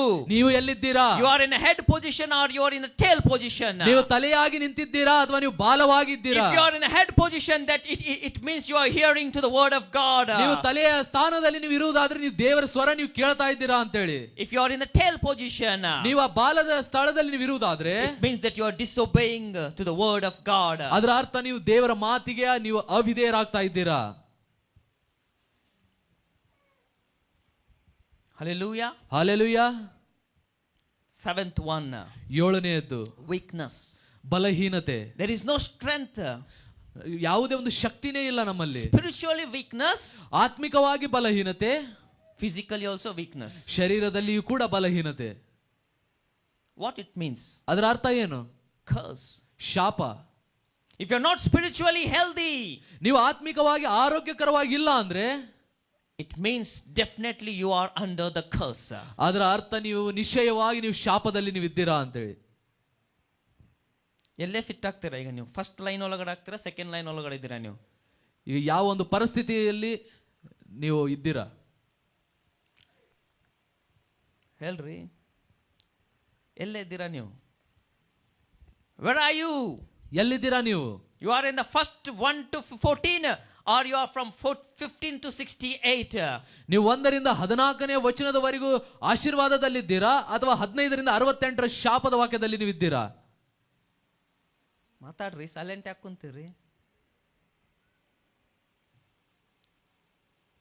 ಎಲ್ಲರೂ ಏನದು ಅದೇನೋ ಚಾಕ್ಲೇಟ್ ಬರ್ತೈತಲ್ಲ, ಏನದು ಜಿಪ್ಪದ ಚಾಕ್ಲೇಟ್. What that chocolate? ಅದೇನೋ ಒಂದು ಹ್ಯಾಪಿ ಡೆಂಟ್ ಹಾಕಿದ್ಮ್ಯಾಗ ಜಿಪ್ ಬರ್ತೈತಲ್ಲ, ಹಂಗೇನಾರ ಜಿಪ್ ಹಾಕೊಂದಿರ? Where are you? ಎಲ್ಲಿದ್ದೀರಾ ನೀವು? See, this is the biggest trap of Satan. ಸೈತಾನನು ಹಾಕುವಂತ ಇದು ಒಂದು ದೊಡ್ಡ ಬಲೆ ಆಗಿದೆ. ಇದು ನೀವೆಲ್ಲ ಅದ್ರೊಳಗೆ ಸಿಕ್ಕೊಂಡ್ ಬಿಟ್ಟಿರಾ. ಅರ್ಥ ಆಗುಂತೈತಿ? This is the trap of Satan, that you are under the curse. ನೀವು ಶಾಪದ ಅಡಿಯಲ್ಲಿನೇ ನೀವು ಇರಬೇಕೆಂಬುದಾಗಿ ಸೈತಾನನು ಹಾಕಿದಂತ ಬಲೆ ಆಗಿದೆ ಇದು. You really don't know the truth. ನಿಮಗೆ ಸತ್ಯ ಏನನ್ನುವುದೇ ಗೊತ್ತಿಲ್ಲ. You only know that Jesus is the Savior. ನಿಮಗೆ ಒಂದೇ ಗೊತ್ತು, ಯೇಸು ಆತನು ರಕ್ಷಕನು. You only know that Jesus died for me and for my sins. ನಿಮಗೆ ಗೊತ್ತು ಯೇಸು ನನಗೋಸ್ಕರ ನನ್ನ ಪಾಪಕ್ಕೋಸ್ಕರ ಆತನು ಸತ್ತನು ಎಂಬುದಾಗಿ. ಅದಕ್ಕೆ ಮೇಲೆ ನಿಮ್ಗೆ ಏನು ಜಾಸ್ತಿ ಗೊತ್ತೇ ಇಲ್ಲ. ಅದು ಗೊತ್ತಿತ್ತಂದ್ರೆ ನೀವು ಇವತ್ತಿಲ್ಲ ಬಂದು ಕುಂದಿರ್ತಿದ್ದಿಲ್ಲ. You got this? ನಿಮಗೆ ತಿಳಿತಾ ಇದು? Satan hindered what really cross mean. ಏನು ಶಿಲುಬೆ ನಿಜವಾದ ಸೂಚನೆ ಕೊಡುತ್ತೋ ಸೈತಾನನು ಅದಕ್ಕೆ ಅಡ್ಡಿಯಾಗಿ ನಿಂತಿದ್ದಾನೆ. 7 curses. 7 ಶಾಪಗಳು. 7 curses. 7 ಶಾಪಗಳು. The number 1 is mental and emotional breakdown. ಮೊದಲನೆಯದು ಮಾನಸಿಕವಾಗಿ ಮತ್ತು ಭಾವುಕತೆಯಲ್ಲಿ ಮುರಿದು ಬೀಳುವುದು. If you are mentally emotionally breakdown, ನೀವು ಮಾನಸಿಕತೆಯಲ್ಲಿ ಭಾವುಕತೆಯಲ್ಲಿ ನೀವು ಮುರಿದು ಬಿದ್ದವರಾಗಿದ್ದರೆ it means that is something wrong with you. ಅದರ ಅರ್ಥ ಏನೋ ನಿಮ್ಮಲ್ಲಿ ತಪ್ಪಾಗಿದೆ. Mentally, emotionally be strong. It's very, very important. ನೀವು ಮಾನಸಿಕವಾಗಿ ಭಾವುಕವಾಗಿ ನೀವು ಬಹಳಷ್ಟು ಗಟ್ಟಿಯಾಗಿ ನೀವು ನಿಲ್ಲರಿ, ಅದು ಬಹಳಷ್ಟು ಮುಖ್ಯ. ಬಹಳ ಜನಕ್ಕೆ ಇದು ಭಾಗ್ಯ ಇಲ್ಲ ರೀ, ಮೆಂಟಲಿ ಎಮೋಷನಲಿ ಸ್ಟ್ರಾಂಗ್ ಇರಕ. Hallelujah. Hallelujah. The second one, ಎರಡನೆಯದು repeated chronic disease. ತಿರುಗಿ ತಿರುಗಿ ಬರುವಂತಹ ವ್ಯಾಧಿಗಳು, ಕಾಯಿಲೆಗಳು. ಅದು ಓದಂಗ ಇರ್ತೈತಿ ಮತ್ತು ಬರ್ತೈತಿ ನಿಮ್ ಕಡೆಗೆ. Chronic disease. ತಿರುಗಿ ತಿರುಗಿ ಬರುವಂತವುಗಳು. ನೀವು ಹಾಸ್ಪಿಟಲ್ಗೆ ಹೋದ ಮ್ಯಾಗ ಫಸ್ಟ್ ಡಾಕ್ಟರ್ ಏನು ಕೇಳ್ತಾನೆ ಗೊತ್ತೇನ್ರಿ? ನಿಮ್ಮ ಅಪ್ಪ ನಿಮ್ಮ ಅಮ್ಮಗಿತ್ತ ಇದು ಅಂತ ಕೇಳ್ತಾನೆ. ಯಾಕೆ ಕೇಳ್ತಾನ್ರಿ? ಹೆರಿಡಿಟಿ ಅಂತಾರ ಅವ್ರ ಲ್ಯಾಂಗ್ವೇಜ್ ಒಳಗಡೆ. But reality is curse. ಆದ್ರೆ ಅದು ನಿಜವಾದ ಅರ್ಥ ಏನಪ್ಪಾ ಅಂದ್ರೆ ಶಾಪ, ನಾಟ್ ಹೆರಿಡಿಟಿ. ಹೆರಿಡಿಟಿ ಅಲ್ಲ ರೀ ಮತ್ತದು. ನಿಮ್ಮ ಅಪ್ಪ ಅಮ್ಮಗಿತ್ತಲ್ಲ ಅದಕ್ಕೆ ನಿನ್ಗೆ ಬಂತು ತಗೊಂಡು ಬಿಡ್ತಾನೆ. ಹೌದಂತೆ ನೀವು ಹೌದಂತೀರಿ, ನೀವು ಹೌದಂತಿರಲ್ಲ, ನೀವು ಆ ಶಾಪ ನಿಮ್ಮ ಮ್ಯಾಗೆ ತಗೊಂಡ್ರಿ ನೀವು. It's not an heredity, it's a curse. ಅದು ಹೆರಿಡಿಟಿ ಅಲ್ಲ, ಅದೊಂದು ಶಾಪವಾಗಿದೆ ಅದು. Hallelujah. Hallelujah. The third one, ಮೂರನೆಯದು female problems. ಹೆಣ್ಣು ಮಕ್ಕಳ ಸಮಸ್ಯೆಗಳು. There are so many females are in the problems. ಬಹಳಷ್ಟು ಜನ ಸ್ತ್ರೀಯರು ಹೆಣ್ಣು ಮಕ್ಕಳು ಸಮಸ್ಯೆಗಳಲ್ಲಿದ್ದಾರೆ. There are problem that has the power. A doctor can cure you. ಕೆಲವೊಂದಿಷ್ಟು ಸಮಸ್ಯೆಗಳಿಗೆ ವೈದ್ಯರು ಪರಿಹಾರ ನೀಡಲಿಕ್ಕೆ ಆಗತ್ತೆ. But there are some problems that doctor can say I'm done with this. ಆದ್ರೆ ಇನ್ನೊಂದು ಕೆಲವೊಂದಿಷ್ಟು ಸಮಸ್ಯೆಗಳಿದ್ದಾವೆ, ಡಾಕ್ಟರ್ ಕೂಡ ನನ್ನ ಕೈಗೆ ಆಗಲ್ಲ ಅಂತ ಕೈ ಎಬ್ಬಿಸ್ಬಿಡ್ತಾರೆ. Hallelujah. Hallelujah. And the fourth one is, ಮತ್ತು ನಾಲ್ಕನೆಯದು, and this is very, very dangerous and it's a very, very rapidly moving on every Christian families. ಅದು ಬಹಳಷ್ಟು ಮುಖ್ಯವಾಗಿರೋದು ಕ್ರೈಸ್ತಿಯ ಜೀವಿತದಲ್ಲಿ ಬಹಳ ವೇಗವಾಗಿ ಹರಡುತ್ತಾ ಇರುವಂತದ್ದು ಇದು. Hear this. ಬಹಳಷ್ಟು ಗಮನ ಕೊಟ್ಟು ಕೇಳಿರಿ. Breakdown of the marriage is one of the curse. ನಿಮ್ಮ ಮದುವೆಗಳು ಮುರಿತಾ ಇರುವುದು ಅದು ಕೂಡ ಒಂದು ದೊಡ್ಡ ಶಾಪ. You spend lakhs of rupees. ನೀವು ಎಷ್ಟೋ ಲಕ್ಷಾನುಗಟ್ಟಲೆ ಖರ್ಚು ಮಾಡ್ತೀರಾ. Within 3 months, 4 months, the girl comes to your house. 3 ಮತ್ತು ಇಲ್ಲ 4 ತಿಂಗಳಾದ ಮೇಲೆ ಆ ಹುಡುಗಿ ತನ್ನ ತವರು ಮನೆಗೆ ಬಂದು ಬಿಡ್ತಾಳೆ. The highest court case in the court is not murder, not anything. It's divorce. ಈ ಪ್ರಪಂಚದಲ್ಲಿ ಅತಿ ದೊಡ್ಡ ಸಂಖ್ಯೆಯಲ್ಲಿ ಕೇಸ್ ಫೈಲ್ ಆಗ್ತಾ ಇರೋದು ಯಾರನ್ನು ಸಾಯಿಸಿದ್ದು, ಹತ್ಯೆ ಮಾಡಿರುವುದಂತದ್ದಲ್ಲ, ಡೈವರ್ಸ್ ಗಳಿಗಾಗಿ. What is that? ಅದರ ಅರ್ಥ ಏನು? Why? ಯಾಕೆ? God says when God created Adam and Eve, what he said? ದೇವರು ಆದಾಮ ಹವ್ವಳನ್ನು ಸೃಷ್ಟಿಸಿದಾಗ ಏನು ಹೇಳಿದನು ದೇವರು? Be multiply and be fruitful. ನೀವು ಫಲ ಕೊಟ್ಟು ನೀವು ಅಭಿವೃದ್ಧಿ ಹೊಂದಿರಿ ಅಂತ ಹೇಳಿದನು. But this what happened for this couple? Within 3 or 6 months they broken their marriage and they come to their houses. ಆದ್ರೆ ಇತ್ತೀಚಿನ ದಂಪತಿಗಳಲ್ಲಿ 3 ತಿಂಗಳು 6 ತಿಂಗಳು ಅಷ್ಟೇ ಅವರು ಕೂಡಿರ್ತಾರೆ, ಆಮೇಲೆ ವಿವಾಹ ಮುರಿದುಕೊಂಡು ಡೈವರ್ಸ್ ಕೊಟ್ಕೊಂಡು ತವ್ರ ಮನೆಗೆ ಬಂದು ಬಿಡ್ತಾರೆ. It's a curse. ಅದು ಕೂಡ ಶಾಪ. It's a curse. ಶಾಪ ಹೌದದು. You are not obeying to the word of God. ನೀವು ದೇವರ ಮಾತಿಗೆ ನೀನು ಕಿವಿ ಕೊಡ್ತಾ ಇಲ್ಲ. God will not bless your marriage. ದೇವರು ನಿನ್ನ ಮದುವೆಯನ್ನು ಆತನ ಆಶೀರ್ವದಿಸೋದಿಲ್ಲ. Though you spend lakhs of rupees on a very big church, but still God will not bless you. ನೀವು ದೊಡ್ಡ ಸಭೆಯಲ್ಲಿ ಹೆಚ್ಚು ನೀನು ಖರ್ಚು ಮಾಡಿ ನಿನ್ನ ಮದುವೆ ಆದರೂ ಸಹಿತ ದೇವರು ಅದನ್ನು ಆಶೀರ್ವದಿಸುವುದಿಲ್ಲ. When God blesses you, only then you stick together till your last breath. ಯಾವಾಗ ದೇವರು ಆಶೀರ್ವದಿಸ್ತಾನೋ ಆಗ ಮಾತ್ರ ದಂಪತಿಗಳು ಕೊನೆಯವರೆಗೂ ಇಬ್ಬರು ಸೇರಿ ಅವರು ಇರ್ತಾರೆ. That is the greatest sign of God, that God has blessed you.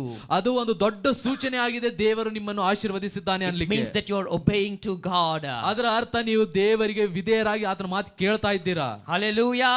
Hallelujah. And the fifth one, ಮತ್ತು ಐದನೆಯದು, continually financial insufficiency. ಯಾವಾಗ ನೋಡಿದ್ರು ಹಣಕಾಸಿನಲ್ಲಿ ತೊಂದರೆ ಆಗ್ತಾನೇ ಇರುತ್ತೆ. You work like an elephant, ನೀವು ಆನೆಯಷ್ಟು ನೀವು ದುಡಿತೀರಾ, but you live like an ant. ಆದ್ರೆ ನೀವು ಇರುವೆ ಹಾಗೇನೇ ಜೀವನ ಮಾಡ್ತಾ ಇರ್ತೀರಾ.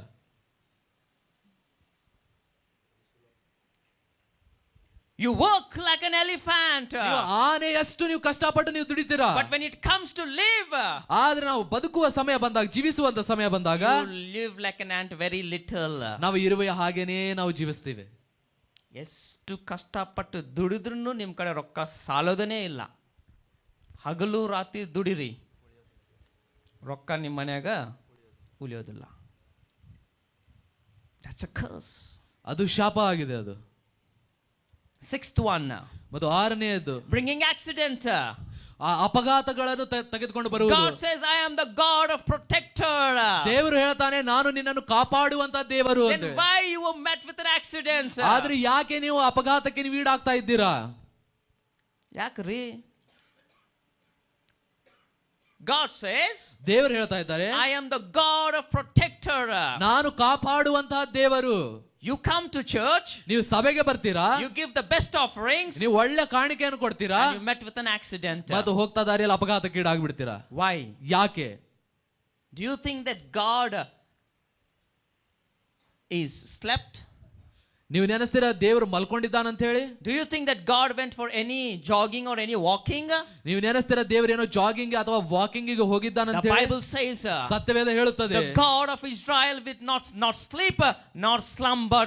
ಇಸ್ರಾಯೇಲರ ದೇವರು ಆತನು ನಿದ್ರಿಸುವುದಿಲ್ಲ ಮತ್ತು ತೂಕಡಿಸುವುದಿಲ್ಲ ಅಂತ He ಹೇಳಿ. always protects. ಆತನು ಯಾವಾಗಲೂ ತನ್ನ ಜನರನ್ನು Every time you ಕಾಪಾಡುವವನಾಗಿದ್ದಾನೆ. met with an accident, ಪ್ರತಿ ಸಾರಿ ನೀವು ಅಪಘಾತಕ್ಕೆ ನೀವು ಈಡಾದಾಗ, though you are a Christian, ನೀವು ಕ್ರಿಸ್ತರಾಗಿದ್ದರೂ ಸಹ, though you come and attend every Sunday church, ನೀವು ಪ್ರತಿ ಭಾನುವಾರದ ಸಭೆಗೆ ಬಂದು ನೀವು ಕೂಟವನ್ನು ನೀವು ಕೂಟದಲ್ಲಿ ಇದ್ದರೂ ಸಹಿತ, something is wrong. That wrong is curse. ಏನೋ ಒಂದು ತಪ್ಪಾಗಿದೆ. ಆ ತಪ್ಪು ಏನಪ್ಪಾ ಅಂದ್ರೆ ಶಾಪ. Curse. ಶಾಪ. If you disobeyed God, ನೀವು ದೇವರಿಗೆ ಅವಿಧೇಯತೆಯನ್ನು ತೋರಿಸಿದರೆ, from 15th to 68 it started to work upon you. 15ರಿಂದ 68ನೇ ವಚನದವರೆಗೂ ಇರುವಂತ ಶಾಪ ನಿಮ್ಮ ಜೀವಿತದಲ್ಲಿ ಕೆಲಸ ಮಾಡಲು ಪ್ರಾರಂಭವಾಗುತ್ತೆ. And it's very dangerous. ಅದು ಬಹಳಷ್ಟು ಅಪಾಯ ಅದು. 7th one, ಮತ್ತು 7ನೇಯದ್ದು, hear this. ಇದನ್ನು ದಯವಿಟ್ಟು ಕೇಳ್ರಿ. The history of suicide. ಆತ್ಮಹತ್ಯೆಗಳನ್ನು ಮಾಡಿಕೊಳ್ತಾನೆ ಇರುವಂತ ಇತಿಹಾಸ. ಜನರೇಷನ್ ಒಳಗಡೆ ಯಾರೋ ಒಬ್ರು ಆತ್ಮಹತ್ಯೆ ಮಾಡ್ಕೊಂಡ್ ಬಿಡ್ತಾನ್ರಿ. ನಮ್ಮ ತಲೆಮಾರು ಪರಂಪರೆಯಲ್ಲಿ ಯಾರಾದ್ರೂ ಒಬ್ರು ಆತ್ಮಹತ್ಯೆ ಮಾಡ್ಕೊಂತಾನೇ ಇರ್ತಾರೆ ಅವರು.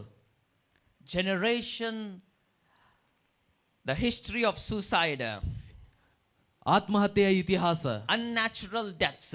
ಅಕಸ್ಮಾತ್ತಾಗಿ ಬರುವಂತ ಸಾವುಗಳು. The reason that we have conducted this generational curse breakthrough day is because ಈ ದಿನದಲ್ಲಿ ನಾವು ಇಲ್ಲಿ ಪಾರಂಪರಿಕ ಶಾಪಗಳನ್ನು ಮುರಿಯುವಂತ ಬಿಡುಗಡೆಯ ಕೂಟವನ್ನು ಯಾಕೆ ನಾವು ಇಟ್ಟುಕೊಂಡು ಬಂದ್ರೆ, one day we went for Ramdurga.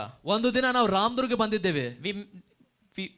As we are praying, ನಾವು ಪ್ರಾರ್ಥನೆ ಮಾಡ್ತಾ ಇರುವಾಗ, everyone's problem is the same problem. ಪ್ರತಿಯೊಬ್ಬರ ಸಮಸ್ಯೆ ಎಲ್ಲರಿಗೂ ಒಂದೇ ರೀತಿಯಲ್ಲಿದೆ. ನಾನು ಅವ್ರಿಗೆ ಕೇಳಿದ್ದೆ, ನಿಮ್ಮ ಅಪ್ಪ ಅವ್ರು ಹೆಂಗ್ ತೀರ್ಕೊಂಡ್ರ ಹೇಳ್ರಿ ಅಂದೇನಿ. ನಮ್ಮ ಮಂತೇಶ್ ಅಣ್ಣ ಅವ್ರ ಡ್ಯಾಡಿ ಅವರು, ಅವ್ರ ಫ್ಯಾಮಿಲಿ ಅವರು, how he died. ಯಾವ ರೀತಿಯಾಗಿ ಅವ್ರು ತೀರ್ಕೊಂಡ್ರು ಅಂತ ಕೇಳಿದೆ. You know what they said? ಅವ್ರು ಏನಂದ್ರು ಗೊತ್ತಾ? He was sitting, all of a sudden he vomited a blood vomit and he died. ಅವರು ಸುಮ್ಮನೆ ಕೂತುಕೊಂಡಿದ್ದರು, ಅಕಸ್ಮಾತ್ತಾಗಿ ಅವರು ರಕ್ತದ ವಾಂತಿಯನ್ನು ಮಾಡ್ಕೊಂಡು ಅವ್ರು ಸತ್ತು ಬಿಟ್ರು. ಹೌದ್ರಿ? ಕರೆಕ್ಟ್ ರೀ? ಹೌದಿಲ್ಲ? ಎಲ್ಲಿಂದ ಬಂತಿರೋದು ನಿಮ್ಮ ವಾಮಿಟಿಂಗ್? ಹೊಟ್ಟೆ ನೋವು ಅಂತ ಬಂತಂತ ಫಸ್ಟ್ ಅವ್ರಿಗೆ. He dad said first there is a stomach pain for me. ಅವ್ರ ತಂದೆಯವರು ಹೇಳಿದ್ರಂತೆ, ನನಗೆ ಹೊಟ್ಟೆ ನೋವು ಬಂತಂತ ಹೇಳಿ ಮೊದಲು. ಆ ಹೊಟ್ಟೆ ನೋವು ಸ್ವಲ್ಪ ಹೊತ್ತಿದ್ದ ಮ್ಯಾಗ ವಾಮಿಟಿಂಗ್ ಬಂದ ತೀರ್ಕೊಂಡ್ಬಿಟ್ಟ. ಚಲೋ ಅಟ್ಟ ಕಟ್ಟ ಮನುಷ್ಯ. The same problem is for all the generation. ಅದೇ ಸಮಸ್ಯೆ ಈ ಪರಂಪರೆಯಲ್ಲಿ ಇರುವಂತ ಬಹಳಷ್ಟು ಜನರಿಗಿದೆ. For everyone there is something wrong in their stomach, pastor. ಪ್ರತಿ ಒಬ್ಬರಲ್ಲಿ ಹೊಟ್ಟೆಯಲ್ಲಿ ಏನೋ ಒಂದು ಸಮಸ್ಯೆಗಳಿದ್ದಾವೆ. And that is very very dangerous. ಮತ್ತು ಅದು ಬಹಳಷ್ಟು ಅಪಾಯವಾದದ್ದು. You attend the church. ನೀವು ಸಭೆಗೆ ಬರ್ತೀರಾ? See, today morning ನೀವು ಆಲೋಚನೆ ಮಾಡ್ರಿ, ಇವತ್ತು ಬೆಳಿಗ್ಗೆ you all came and attend the church. ನೀವೆಲ್ಲರೂ ಸಭೆಗೆ ಬಂದು ನೀವು ಹಾಜರಾದ್ರಿ. ಹೌದಿಲ್ಲ? ಎಲ್ಲರೂ ಆರಾಧನೆ ಮಾಡಿರಿ. ಮಾಡಿರಿಲ್ರಿ? ಇವರ ಕಣ್ಣಲ್ಲಿಂದ ನೀರು ತಗೊಂಡ್ ಹತ್ತಿ ಅದ ಏನ್ ಮಾಡ್ಯಾರ, ಇದು ಬ್ರೆಡ್ ಬೇಕಿಂಗ್ ತಗೊಂಡಾರ, ಕರ್ತನ್ ಭೋಜನ ಇವೆಲ್ಲ ತಗೊಂಡಾರ. The same one, a couple of hours started to tremble. What is this? ಕರ್ತನ ಭೋಜನದಲ್ಲಿ ಪಾಲುಭಾಗಿ ಆದಂತ ವ್ಯಕ್ತಿ ಇದೇ ದಿನದಲ್ಲಿ ಸ್ವಲ್ಪ ಸಮಯ ಆದ ಮೇಲೆ ಅವರು ನಡಗಲಿಕ್ಕೆ ಪ್ರಾರಂಭ ಮಾಡಿದರು. They all took the part in the communion. ಅವರೆಲ್ಲರೂ ಕರ್ತನ ಭೋಜನದಲ್ಲಿ ಭಾಗಿಯಾಗಿದ್ದಾರೆ. The same man, sir. ಅದೇ ವ್ಯಕ್ತಿ, The same woman. ಅದೇ ಹೆಣ್ಣು ಮಗಳು Now started to tremble. ಈಗ ನಡಗಲಿಕ್ಕೆ What ಪ್ರಾರಂಭವಾಗಿದ್ದಾರೆ. is this? ಏನು ಅದರ ಅರ್ಥ? You ever thought? ಯಾವತ್ತಾದ್ರೂ ಪ್ರಶ್ನೆ ಬಂದಿದೆಯಾ? What is the wrong? ಏನು ತಪ್ಪಾಗಿದೆ? It means that you are not taking in a right manner. The first point. ಅದರ ಅರ್ಥ ಮೊದಲನೇದೇನಪ್ಪ ಅಂದ್ರೆ ನೀವು ಸರಿಯಾದ ಮಾರ್ಗದಲ್ಲಿ ನೀವು ಅದನ್ನು ತೆಗೆದುಕೊಳ್ತಾ ಇಲ್ಲ, Or ಅಥವಾ there is no power in the flesh, in the blood of Jesus. ಯೇಸುವಿನ ಶರೀರದಲ್ಲಿ ರಕ್ತದಲ್ಲಿ ಶಕ್ತಿನೇ ಇಲ್ಲ ಎಂಬುದಾಗಿ. ಹೌದಲ್ರಿ? What does the bread represent, sir? ಆ ಒಂದು ರೊಟ್ಟಿ ಏನು ತೋರಿಸಿಕೊಡುತ್ತದೆ? The flesh of Jesus. ಯೇಸುವಿನ ಶರೀರವನ್ನು. There is healing. ಅಲ್ಲಿ ಸ್ವಸ್ಥತೆ ಇದೆ. Then why you are sick? ಆದ್ರೆ ಯಾಕೆ ನೀವು ಆರೋಗ್ಯದಲ್ಲಿ ಇಲ್ಲ? The blood represents forgiveness of sins. ಆ ಒಂದು ರಕ್ತ ಅದು ಪಾಪಗಳನ್ನು ತೊಳೆಯುವುದನ್ನು ಸೂಚನೆ ಮಾಡಿಕೊಡುತ್ತೆ. Why you are not being forgiven? ಆದ್ರೆ ಯಾಕೆ ನೀವು ಕ್ಷಮಿಸಲ್ಪಡ್ತಾ ಇಲ್ಲ? It's a life practical. ಇದು ನಾವು ಕಣ್ಣಿನಿಂದ ನೋಡುವಂತಹ ನಿಜವಾದ ಉದಾಹರಣೆ ಆಗಿದೆ. 11 o'clock you took you been a part of communion. 11 ಗಂಟೆಗೆ ನೀವು ಕರ್ತನ ಭೋಜನದಲ್ಲಿ ನೀವು ಭಾಗಿಯಾಗಿದ್ದೀರಾ. 3 o'clock started to tremble. 3 ಗಂಟೆ ಅನ್ನೋದ್ರಲ್ಲಿ ನೀವು ನಡಗಲಿಕ್ಕೆ ಪ್ರಾರಂಭವಾಗಿದ್ದೀರಾ. 3 ತಾಸು ಒಳಗಡೆ ಪಿಕ್ಚರ್ ಚೇಂಜ್ ಆಯ್ತು. ಏನ್ರಿ ಇದಕ್ಕೆ ಅರ್ಥ? ಎಲ್ಲೇದ್ರಿ ನೀವು? ಅಂದ್ರೆ ದೆವ್ವ ತಿಂತೈತೆ ಅದು? ಏನ್ರಿ ಅಂಕಲ್? ಹೇಳ್ರಿ, ಯಾರು ತಿಂದಾರ್ರಿ ಇದು? Who ate? ಯಾರು ತಿಂದ್ರಿ ಅದನ್ನ? ಮತ್ ನೀವು ತಿಂದ್ರೆ ಮತ್ತೆ ಅದು ಸ್ವಸ್ಥತೆ ಆಗ್ಬೇಕಲ್ಲ, ಮತ್ತೆ ಯಾಕಾಗಿಲ್ಲ?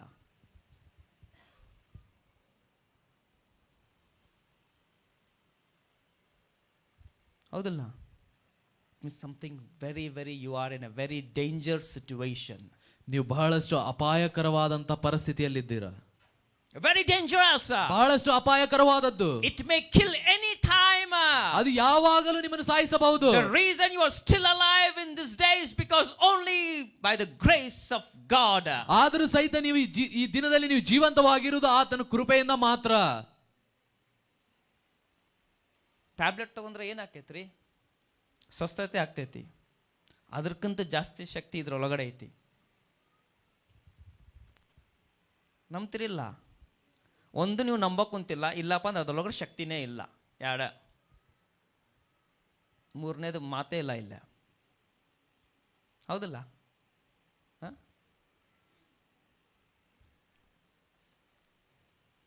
Who been a part in this holy communion? ಈ ಪರಿಶುದ್ಧವಾದ ಕರ್ತನ ಭೋಜನದಲ್ಲಿ ಯಾರು ಭಾಗಿಗಳಾಗಿದ್ದಾರೆ? Where are you? ಎಲ್ಲಿದ್ದೀರಾ ನೀವೀಗ? You say that I believe in Jesus. ನೀವು ಹೇಳ್ತೀರಾ ನಾನು ಯೇಸುವಿನಲ್ಲಿ ನಂಬಿಕೆ ಇಟ್ಟಿದ್ದೇನೆ. I am following Jesus from years and years. ನಾನು ಎಷ್ಟೋ ವರ್ಷದಿಂದ ಯೇಸುವನ್ನು ಹಿಂಬಾಲಿಸ್ತಾ ಇದ್ದೇನೆ. Every Sunday I take I will be in a part in a holy communion of God. ನಾನು ಪ್ರತಿ ಭಾನುವಾರ ಕರ್ತನ ಭೋಜನದಲ್ಲಿ ನಾನು ಭಾಗಿಯಾಗಿರ್ತೇನೆ. Where are you? ಎಲ್ಲಿದ್ದೀರಾ ನೀವು? Something is wrong. That wrong, you are not obeying to the word of God. ಎಲ್ಲೋ ಒಂದು ಕಡೆ ತಪ್ಪಾಗಿದೆ. ಆ ತಪ್ಪು ಏನಪ್ಪಾ ಅಂದ್ರೆ ನೀವು ದೇವರ ಮಾತಿಗೆ ನೀವು ಕಿವಿಗೊಡ್ತಾ ಇಲ್ಲ. ಬರೇ ನಾಟಕ ಮಾಡಕ್ ಕುಂತೀರಿ. ಓಪನ್ ಆಗಿ ಹೇಳ್ತೀನಿ ನೋಡ್ರಿ.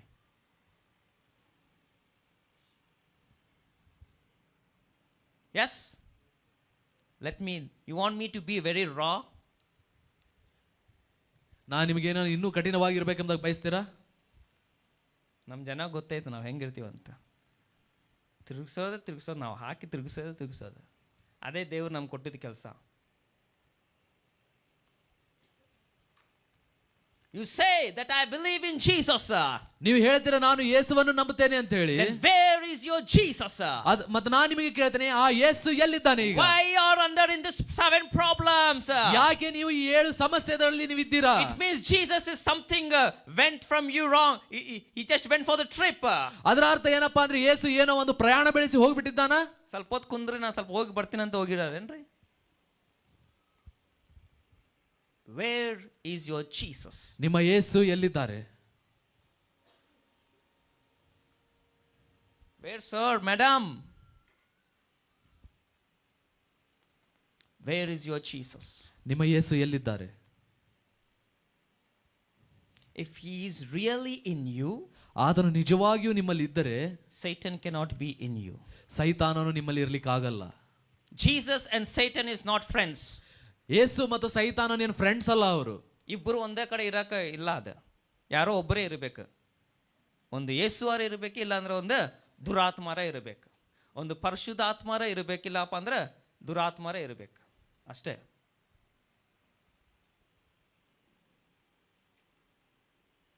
ಯಾ ಆತ್ಮ ತಗೊಂಡು ಅಡ್ಡಾಡಕ್ ಕುಂತ್ರಿ ನೀವು ದಿವಸ? ಯಾ ಆತ್ಮ ನಿಮ್ಗೆ ಊಟ ಗೀಟ ಎಲ್ಲ ಮಾಡಿ ಕೊಡಕ್ ಕುಂತೈತಿ?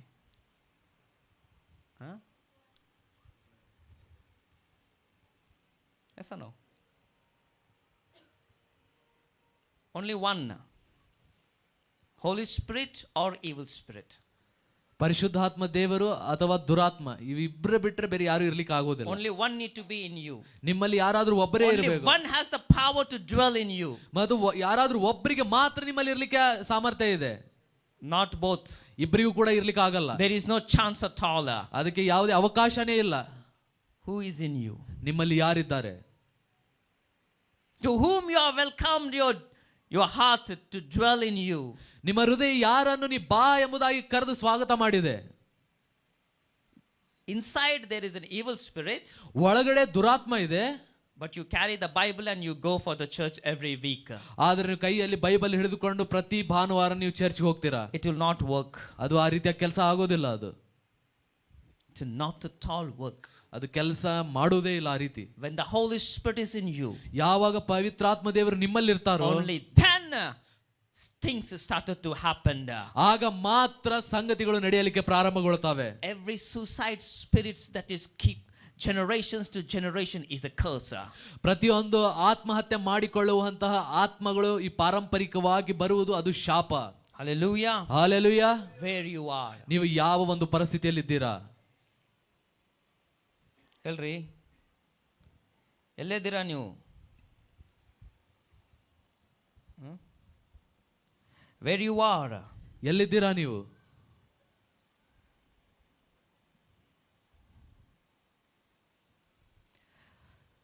The reason because people are in the trap. ಯಾಕೆ ಜನರು ಈ ಬಲೆಗಳಲ್ಲಿ ಸಿಕ್ಕೊಂಡಿದ್ದಾರೆ ಅಂದ್ರೆ ಅದ್ರ ಕಾರಣ ಏನಂದ್ರೆ you really don't know the reality what happened on the cross. ಶಿಲುಬೆ ಮೇಲೆ ನಿಜವಾಗಲೂ ಏನು ನಡೆದಿದೆ ಎಂಬುವ ಅರಿವು ಬಹಳಷ್ಟು ಜನರಿಗಿಲ್ಲ. You can write down this title. You never ever forgot what I'm going to tell now.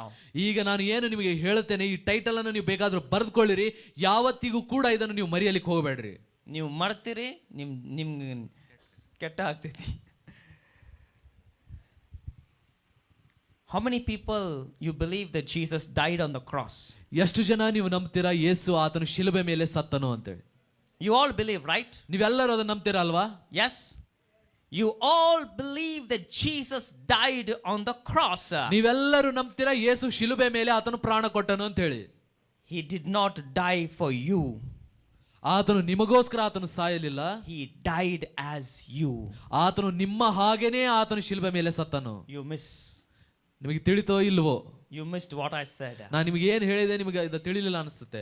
So many preachers they say Jesus died for you. ಬಹಳಷ್ಟು ಸೇವಕರು ಹೇಳ್ತಾರೆ ಯೇಸು ನಿಮಗೋಸ್ಕರ ಸತ್ತನು ಅಂತ ಹೇಳಿ. A little deeper and deeper inside of that revelation. ಆದ್ರೆ ಆ ಪ್ರಕಟಣೆಯಲ್ಲಿ ಇನ್ನೂ ಸ್ವಲ್ಪ ಆಳವಾಗಿ ನಾವು ನೋಡುವುದಾದ್ರೆ Jesus did not die for you. ಯೇಸು ನಿಮಗೋಸ್ಕರ ಆತನು ಸಾಯಲಿಲ್ಲ. He died as you on the cross. ಆತನು ನೀವೇ ಸಾಯುವವರು ಹಾಗೆ ಆತನು ಪ್ರಾಣ ಕೊಟ್ಟನಲ್ಲಿ. ನಿಮ್ಮ ಹಾಗೇನೆ ಯೇಸು ಸ್ವಾಮಿ ಅಲ್ಲಿ ಇದ್ದಾರ್ರಿ ಸಿಲ್ವೆ ಮ್ಯಾಗೆ. ಎಲ್ಲ ಪಿಕ್ಚರ್ ಮಾಡ್ಕೋರಿ. On the cross he died as you. ಆ ಶಿಲುಬೆ ಮೇಲೆ ಆತನು ನಿಮ್ಮ ಹಾಗೇನೇ ಆತನು ಅಲ್ಲಿ ಸತ್ತನು. ನಿಮ್ಮ ಹಾಗೆ ಜಸ್ಟ್ ಇಮ್ಯಾಜಿನ್ ಮಾಡ್ರಿ. he died as you. ನಿಮ್ಮ ಹಾಗೆ ಆತನು ಅಲ್ಲಿ ಪ್ರಾಣ ಕೊಟ್ಟನು. he didn't died for you. ಆತನು ನಿಮಗೋಸ್ಕರ ಸಾಯಲಿಲ್ಲ. he died as you. ಆತನು ನಿಮ್ಮ ಹಾಗೇನೇ ಅಲ್ಲಿ ಶಿಲುಬೆ ಮೇಲೆ ಸತ್ತನು. ನಿಮ್ಮ ಹಾಗೇನೆ ಸಿಲ್ವೆ ಮ್ಯಾಗ ಪ್ರಾಣ ಕೊಟ್ಟನು. then why this curse is from generations to generations? ಆದರೂ ಸಹಿತ ಯಾಕೆ ಈ ಶಾಪಗಳು ತಲೆಮಾರಿಂದ ತಲೆಮಾರಿಗೆ ಬರ್ತಾ ಇದ್ದಾವೆ? The true meaning of the cross, ಈ ಶಿಲುಬೆಯ ನಿಜವಾದ ಅರ್ಥವೇನೆಂದ್ರೆ, too often the cross is spoken of only the place of suffering, a place of shame and borrow all the sins. ಈ ಶಿಲುಬೆ ಯಾವಾಗಲೂ ನೋವಿನಲ್ಲಿ, ಆಮೇಲೆ ಬಳಲುವಂತವರಲ್ಲಿ, ಅವುಗಳ ಮೇಲೇನೆ ಇದು ಸೂಚನೆ ಆಗಿದೆ. And while all this is glorious truth, ಮತ್ತು ಇದು ಎಲ್ಲದರಲ್ಲಿ ಇದು ಬಹಳಷ್ಟು ಮಹಿಮೆಯುಳ್ಳ ಸತ್ಯವಾಗಿದೆ. many have stopped there and never stepped into the deep revelation. ಬಹಳಷ್ಟು ಜನ ಅದರಲ್ಲೇ ನಿಂತು ಬಿಟ್ಟಿದ್ದಾರೆ ಹೊರತು ಅದನ್ನು ದಾಟಿ ಒಳಗಡೆ ಆಳವಿರುವ ಪ್ರಕಟಣೆಯನ್ನು ನೋಡ್ತಾ ಇಲ್ಲ. The cross was not only the place where something ended.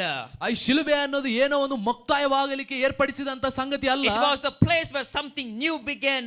ಅದು ಶಿಲುಬೆ ಏನಪ್ಪಾ ಅಂದ್ರೆ ಒಂದು ಹೊಸ ಪ್ರಾರಂಭದ ಅಧ್ಯಾಯವಾಗಿತ್ತದು. The cross is the new beginning. ಶಿಲುಬೆ ಅನ್ನೋದು ಒಂದು ಹೊಸ ಅಧ್ಯಾಯ, ಹೊಸ ಪ್ರಾರಂಭ. Cross is not the ending for your life. ನಿಮ್ಮ ಜೀವಿತದಲ್ಲಿ ಶಿಲುಬೆ ಅದು ಮುಕ್ತಾಯ ಅಲ್ಲ. Cross is the new beginning. ಶಿಲುಬೆ ಅದು ಹೊಸ ಆರಂಭವಾಗಿದೆ. New beginning. ಹೊಸ ಆರಂಭ. Say hallelujah. ಹೇಳಿರಿ hallelujah. The cross is not the simply that evidence of Christ's death.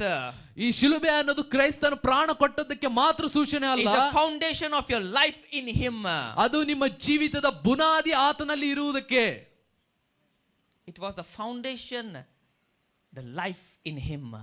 ಆತನಲ್ಲಿ ಜೀವ ಇದೆ ಎಂಬುದರ ಅದೊಂದು ಬುನಾದಿ ಆಗಿದೆ. Until you understand this, ಇದನ್ನು ನೀವು ಅರ್ಥ ಮಾಡಿಕೊಳ್ಳುವುದವರೆಗೆ the enemy will be continue to mock your prayers.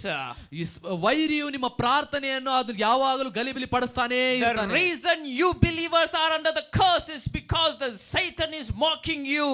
ನೀವು ಈ ವಿಶ್ವಾಸಿಗಳಾದ ನೀವು ಯಾಕೆ ಈ ಶಾಪದಲ್ಲಿ ಇದ್ದೀರಪ್ಪ ಅಂದ್ರೆ ಸೈತಾನನು ನಿಮಗೆ ಗಲಿಬಿಲಿ ಪಡಿಸ್ತಾ ಇದ್ದಾನೆ. ಅರ್ಥ ಆಗುತ್ತೈತ್ರಿ ನಿಮ್ಗೆ? The truth is this. ಸತ್ಯ ಏನಪ್ಪ ಅಂದ್ರೆ you are free from the curse. ನೀವು ಆ ಶಾಪದಿಂದ ನೀವು ಬಿಡುಗಡೆ ಹೊಂದಿದ್ದೀರಾ. ಆದರೆ still ಆದರೂ ಸಹಿತ you believe that you are in the curse.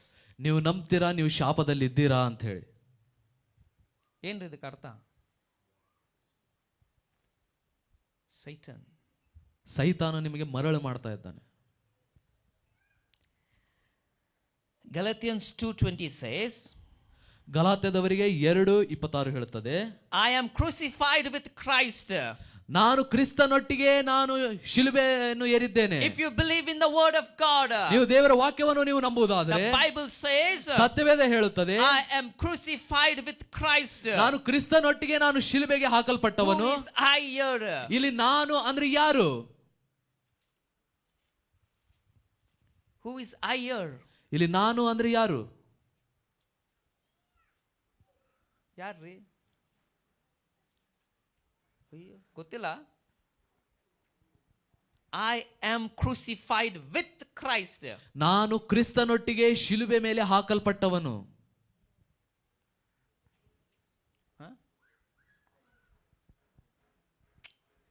I am crucified with Christ. ನಾನು ಯೇಸು ಕ್ರಿಸ್ತನೊಟ್ಟಿಗೆ ಶಿಲುಬೆ ಮೇಲೆ ಹಾಕಲ್ಪಟ್ಟವನು. ಓದ್ರಿ ವಾಕ್ಯ ಓದ್ರಿ. ಗಲಾತ್ಯ 2:20. ಹಿಂದಿ ಮೇ ಪಢೋ.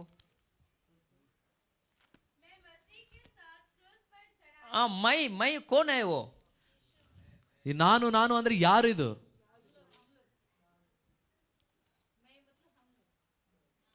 यस और एक बार पढ़ो माँ. यहाँ पे क्रूस पे कौन चढ़ गया? मसीह ने क्रूस पे है. ಇಲ್ಲಿ ಆ ಮಸಯ್ಯನು ಯೇಸು ಆತನ ಕ್ರೂಜ ಮೇಲೆ ಇದ್ದಾನೆ. You only know that Christ died. ನಿಮಗೆ ಒಂದೇ ಗೊತ್ತು ಕ್ರಿಸ್ತನು ಆತನ ಪ್ರಾಣ ಕೊಟ್ಟನು. But you don't know the truth is you also died with Christ. ಆದ್ರೆ ನಿಮಗೆ ಸತ್ಯ ಗೊತ್ತಿಲ್ಲ, ಆ ದಿನದಲ್ಲಿ ನೀವು ಕೂಡ ಆತನೊಟ್ಟಿಗೆ ಸತ್ತಿದ್ದೀರಾ. ಅದೇ ಇಲ್ಲ problem. If you know this word, ನಿಮಗೆ ಈ ವಾಕ್ಯ ಗೊತ್ತಿದ್ರೆ, you live like an elephant. ನೀವು ಆನೆ ರೀತಿಯಲ್ಲಿ ನೀವು ಜೀವನ ಮಾಡ್ತೀರಾ. ನೀವು ನಡಿಬೇಕಂದ್ರೆ ಎಲ್ಲ ಹೆದರ್ತಾವ. ಈಗ ಆನೆ ಇಲ್ಲ ಬಂತಂದ್ರೆ ನಾವು ಸುಮ್ಕು ಸೆಲ್ಫಿ ತಗೊಂತೀರ, ಎದ್ದು ಓಡೋಗ್ತೀವ.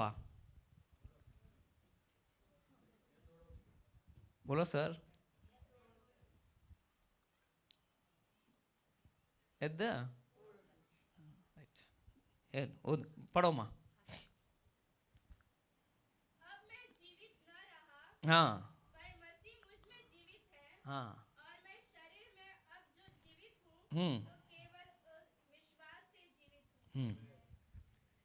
Why this word is lack in the lives of the people? ಯಾಕೆ ಈ ಒಂದು ವಾಕ್ಯವು ಕ್ರೈಸ್ತರ Why this word has been limited only in the Bible? ಯಾಕೆ ಈ ಒಂದು ವಚನವು ಕೇವಲ ಬೈಬಲ್ ನಲ್ಲಿ ಮಾತ್ರ ಇದು Why this ಮೀಸಲಾಗಿಟ್ಟಿದೆ? word is not in us? ಯಾಕೆ ಈ ಒಂದು ವಾಕ್ಯವು ನಮ್ಮ ಜೀವಿತದಲ್ಲಿ ಇಲ್ಲ? Why is not this word is not birth in us? ಯಾಕೆ ಈ ವಾಕ್ಯವು ನಮ್ಮಲ್ಲಿ ಅದು ಜನ್ಮ ತಾಳಿಲ್ಲ? Why you are limiting God only in the Bible? ಯಾಕೆ ನೀವು ದೇವರನ್ನು ಕೇವಲ ಸತ್ಯವೇದದಲ್ಲಿ ಮಾತ್ರ ನೀವು ಮೀಸಲಾಗಿಡ್ತಾ ಇದ್ದೀರಾ? ಆ ಬೈಬಲ್ ಒಳಗಿದ್ರೆ ಅದು ಬೈಬಲ್ ಒಳಗನೆ ಇರ್ತೈತಿ. You hold the Bible. ನೀವು Bible ಹಿಡ್ಕೊಂತೀರಾ? You come to the church. ನೀವು ಸಭೆಗೆ ಬರ್ತೀರಾ? It remains word only in the Bible. ಅದು ಆ ವಾಕ್ಯಗಳು ಬೈಬಲ್ ನಲ್ಲಿ ಮಾತ್ರ When ಮೀಸಲಾಗಿರ್ತವೆ. you read and understand the truth, when the truth goes in you, only then it works against you, behalf of you. ಯಾವಾಗ ನೀವು ಆ ಸತ್ಯವೇದ ಬೈಬಲ್ ಅನ್ನು ತೆಗೆದು ಅದರಲ್ಲಿರುವ ವಾಕ್ಯವನ್ನು ಓದಿ ನೀವು ತಿಳ್ಕೊಂಡು ಅರ್ಥ ಮಾಡಿಕೊಳ್ಳುತ್ತೀರೋ ಆಗ ಮಾತ್ರ ಆ ವಾಕ್ಯವು ನಿಮ್ಮ ಪರವಾಗಿ ಇದ್ದುಕೊಂಡು ಅದು ಕೆಲಸ ಮಾಡುತ್ತೆ. The Bible says, ಸತ್ಯವೇದ ಹೇಳುತ್ತದೆ, I am crucified with Christ. ನಾನು ಕ್ರಿಸ್ತನೊಂದಿಗೆ ಶಿಲುಬೆಗೆ ಜಡಿಯಲ್ಪಟ್ಟಿದ್ದೇನೆ. Nevertheless I live. ಇನ್ನು ಜೀವಿಸುವಂತವನು ನಾನಲ್ಲ, And not but Christ lives in me. ಆದ್ರೆ ಯೇಸು ಕ್ರಿಸ್ತನೇ ನನ್ನಲ್ಲಿ ಜೀವಿಸುವವನಾಗಿದ್ದಾನೆ. Do really Christ lives in you? ನಿಜವಾಗಿಯೂ ಕ್ರಿಸ್ತನು ನಿಮ್ಮಲ್ಲಿ ಜೀವಿಸ್ತಾ ಇದ್ದಾನಾ? It's a big question. ಇದು ಬಹಳ ದೊಡ್ಡ ಪ್ರಶ್ನೆ ಇದು. Do really Christ lives in you? ನಿಜವಾಗ್ಲೂ ಯೇಸು ಕ್ರಿಸ್ತನು ಆತನು ನಿಮ್ಮಲ್ಲಿ ಜೀವಿಸ್ತಾ ಇದ್ದಾನಾ? Notice that carefully, that cross is not something only Jesus entered. ನೀವು ಇಲ್ಲಿ ಗಮನ ಕೊಟ್ಟು ನೀವು ನೋಡ್ರಿ, ಆ ಶಿಲುಬೆ ಅನ್ನೋದು ದೇವರು ಮುಕ್ತಾಯ ಮಾಡಿದ್ದನ್ನು ಮಾತ್ರ ಸೂಚನೆ ಕೊಡಿಸುವುದಿಲ್ಲ. By faith it becomes our cross and you nailed there with him. ಆದ್ರೆ ನಂಬಿಕೆಯಿಂದ ಆ ಶಿಲುಬೆಯು ನಮ್ಮದಾಗಿ ನಾವು ಅಲ್ಲಿ ಜಡಿಯಲ್ಪಟ್ಟಿದ್ದೆವು. Your old man with all its weakness and sin and bondage was nailed on the cross. ನಿಮ್ಮ ಹಳೆಯ ವ್ಯಕ್ತಿಯ ಪ್ರತಿಯೊಂದು ಪಾಪಗಳು, ನೋವುಗಳು, ಶಾಪಗಳು ಪ್ರತಿಯೊಂದು ಶಿಲುಬೆ ಮೇಲೆ ಜಡಿಯಲ್ಪಟ್ಟಿದ್ದವು. The Bible says, ಸತ್ಯವೇದ ಹೇಳುತ್ತದೆ, cursed is the man who hangs on the tree. ಯಾರು ಆ ಮರದ ಮೇಲೆ ನೇತಾಡ್ತಾನೋ ಆತನು ಆಶೀರ್ವದಿಸಲ್ಪಟ್ಟವನು ಅಂತೇಳಿ.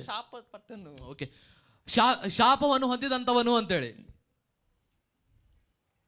Cursed is the man who hangs on the tree. ಆ ಮರದ ಮೇಲೆ ತೂಗಲ್ಪಟ್ಟಂತವನು ಶಾಪಗ್ರಸ್ತನು ಎಂಬುದಾಗಿ ಬರೆಯಲ್ಪಟ್ಟಿದೆ. You were hanged on that day. ಆ ದಿನದಲ್ಲಿ ನೀವು ಕೂಡ ಆ ಮರದ ಮೇಲೆ You're totally free from every curses. ನೀವು ಪ್ರತಿಯೊಂದು ಶಾಪದಿಂದ ನೀವು ಬಿಡುಗಡೆ ಹೊಂದಿದ್ದೀರಾ. But still, why blessing is not behalf of you? It's because you have been mocked and you have been blinded with Satan. ಆದ್ರೂ ಕೂಡ ಯಾಕೆ ನಿಮ್ಮ ಜೀವಿತದಲ್ಲಿ ಆಶೀರ್ವಾದಗಳು ಕೆಲಸ ಮಾಡ್ತಾ ಇಲ್ಲಪ್ಪ ಅಂದ್ರೆ ಸೈತಾನನು ನಿಮಗೆ ಎಲ್ಲ ಮರಳು ಮಾಡ್ತಾ ಇದ್ದಾನೆ. When Jesus died on the cross, ಯಾವಾಗ ಯೇಸು ಆತನು ಶಿಲುಬೆ ಮೇಲೆ ಸತ್ತನು, your old man died. ನಿಮ್ಮ ಹಳೆಯ ವ್ಯಕ್ತಿ, ಹಳೆಯ ಜೀವಿತ ಕೂಡ ಅಲ್ಲಿ ಸತ್ತು ಹೋಯಿತು. When Jesus rose from the death, ಯಾವಾಗ ಯೇಸು ತಿರುಗಿ ಮೂರನೇ ದಿವಸದಲ್ಲಿ you ಪುನರುತ್ಥಾನ ಹೊಂದಿದನು, also rose from the death. Shout hallelujah. ನೀವು ಕೂಡ ಮರಣದಿಂದ ಜೀವಂತವಾಗಿ ಮೂರನೇ ದಿವಸದಲ್ಲಿ ಎದ್ದೀರಾ, ಅದಕ್ಕೆ ಹಾಲೆಲೂಯಾ ಎಂಬುದಾಗಿ ಹೇಳಿರಿ. This is the real truth. ಇದೇ ನಿಜವಾದಂತ ಸತ್ಯ. You rose with you. Jesus died as, what is this? Jesus did not die for you. He died as you. ಯೇಸು ನಿಮಗೋಸ್ಕರ ಆತನು ಸಾಯಲಿಲ್ಲ, ಆತನು ನಿಮ್ಮ ಹಾಗೇನೆ ಆತನು ಪ್ರಾಣ ಕೊಟ್ಟನು. When he rose from the death, ಅದು ಯಾವಾಗ ಆತನು ಮರಣವನ್ನು ಜಯಿಸಿ ಆತನು ಎದ್ದು ಬಂದನು, you rose from him. ಅದರ ಹಾಗೇನೆ ನೀವು ಕೂಡ ಆತನೊಟ್ಟಿಗೆ ನೀವು ಮರಣವನ್ನು ಗೆದ್ದು ಎದ್ದು ಬಂದಿದ್ದೀರಾ. You're totally free.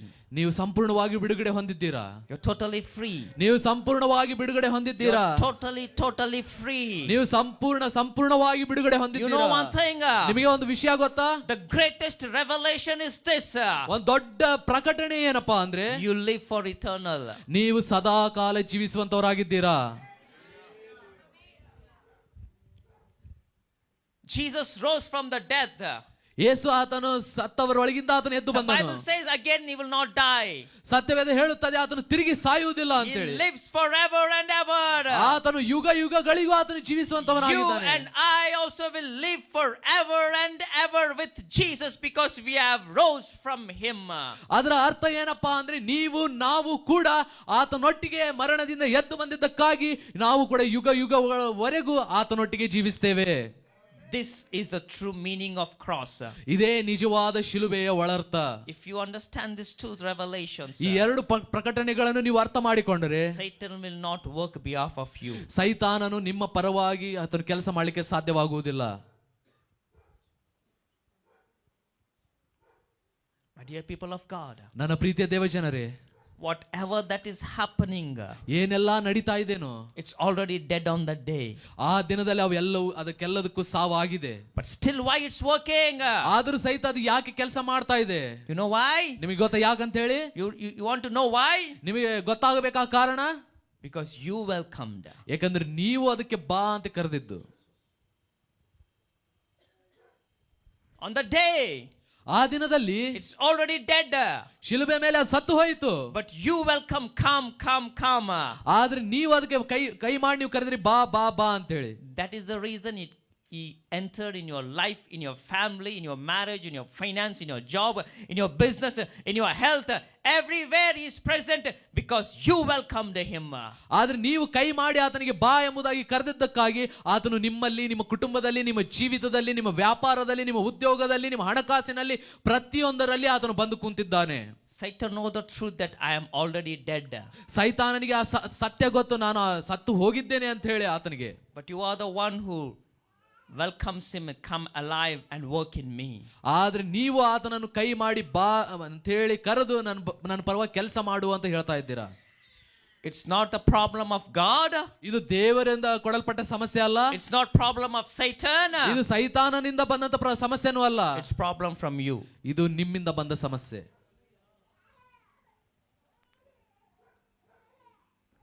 True? It's true. You are the one who opened the door. ನೀವೇ ಆ ಬಾಗಿಲನ್ನು ತೆಗೆದವರು. And you need to close that door.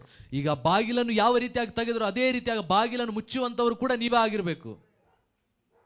ತೆಗೆದಿದ್ದು ಆ ಡೋರ್ ತೆಗೆಯೋ ಶಕ್ತಿ ನಿಮ್ಗೆ ಐತಿ, ಅದನ್ನು ತಿರುಗಿ ಮುಚ್ಚುವ ಶಕ್ತಿನೂ ಕೂಡ ನಿಮಗೆ ಇದೆ.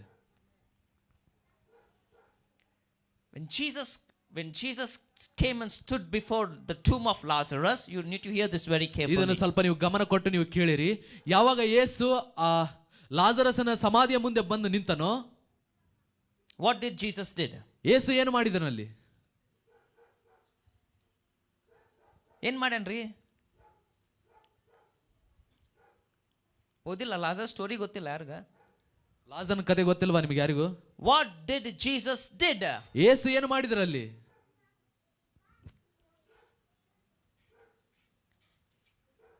Thank you.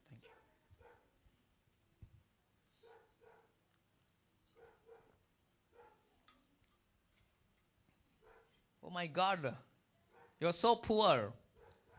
ಏನ್ರಿ ಯಾರಿಗೂ ಗೊತ್ತೇ ಇಲ್ವಾ? ಅಂದ್ರೆ ನೀವು ವಾಕ್ಯನ ಓದಕ್ ಕುಂತಿಲ್ಲ. It means you are not reading the word of God. ಅದರ ಅರ್ಥ ನೀವು ವಾಕ್ಯ ಸತ್ಯವೇದವನ್ನು ನೀವು ಓದ್ತಾ ಇಲ್ಲ. See, you are so poor in the word of God.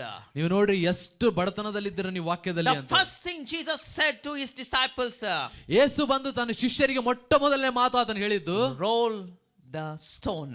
ಆ ಕಲ್ಲನ್ನು ಉರುಳಿಸಿರಿ. Just imagine, ನೀವು ಆಲೋಚನೆ ಮಾಡ್ರಿ, this man, the son of God, Jesus say he has the power to rise the dead. ಜೀವವುಳ್ಳ ದೇವರ ಮಗನು ಯಾರೋ ಸತ್ತವರನ್ನು ಎಬ್ಬಿಸಲಿಕ್ಕೆ ಸಾಮರ್ಥ್ಯ ಇರುವಂತ He has ವ್ಯಕ್ತಿ. all the powers to rise the dead. ಆತನಿಗೆ ಸತ್ತವರನ್ನು ಎಬ್ಬಿಸುವಂತ ಎಲ್ಲಾ ಶಕ್ತಿ ಆತನಿಗಿದೆ. Then do you think that he don't have the power to roll the stone? ನೀವು ನೆನೆಸ್ತೀರಾ ಆ ಕಲ್ಲನ್ನು ಉರುಳಿಸೋ ಶಕ್ತಿ ಆತನಿಗಿಲ್ಲ ಅಂತ ಹೇಳಿ? ಆಯ್ತಲ್ಲ, is there right? ಇದೆ ಅಲ್ವಾ? You and I don't have the power to rise the dead. ನಿಮಗೆ ಮತ್ತು ನಮಗೆ ಸತ್ತವರನ್ನು ಎಬ್ಬಿಸುವಂತ ಶಕ್ತಿ ಇಲ್ಲ. ಐತಿ, ಬೈಬಲ್ ಒಳಗಡೆ ಐತಿ. ಆ ಟಾಪಿಕ್ ಮಾತಾಡೋಕಂತಲ್ಲ, ಇದು ನಾನು ಬೇರೆದಾಗ ಮಾತಾಡೋಕೊಂತೀನಿ. ಆದರೆ you and I has the power to roll the stone, right? ಆದ್ರೆ ನಿಮಗೆ ನಮಗೆ ಆ ಕಲ್ಲನ್ನು ಉರುಳಿಸುವಂತ ಶಕ್ತಿ ಇದೆ. ಇಲ್ಲ ನಮ್ಗೆ ಬೇಡ, ಸಾರಿ.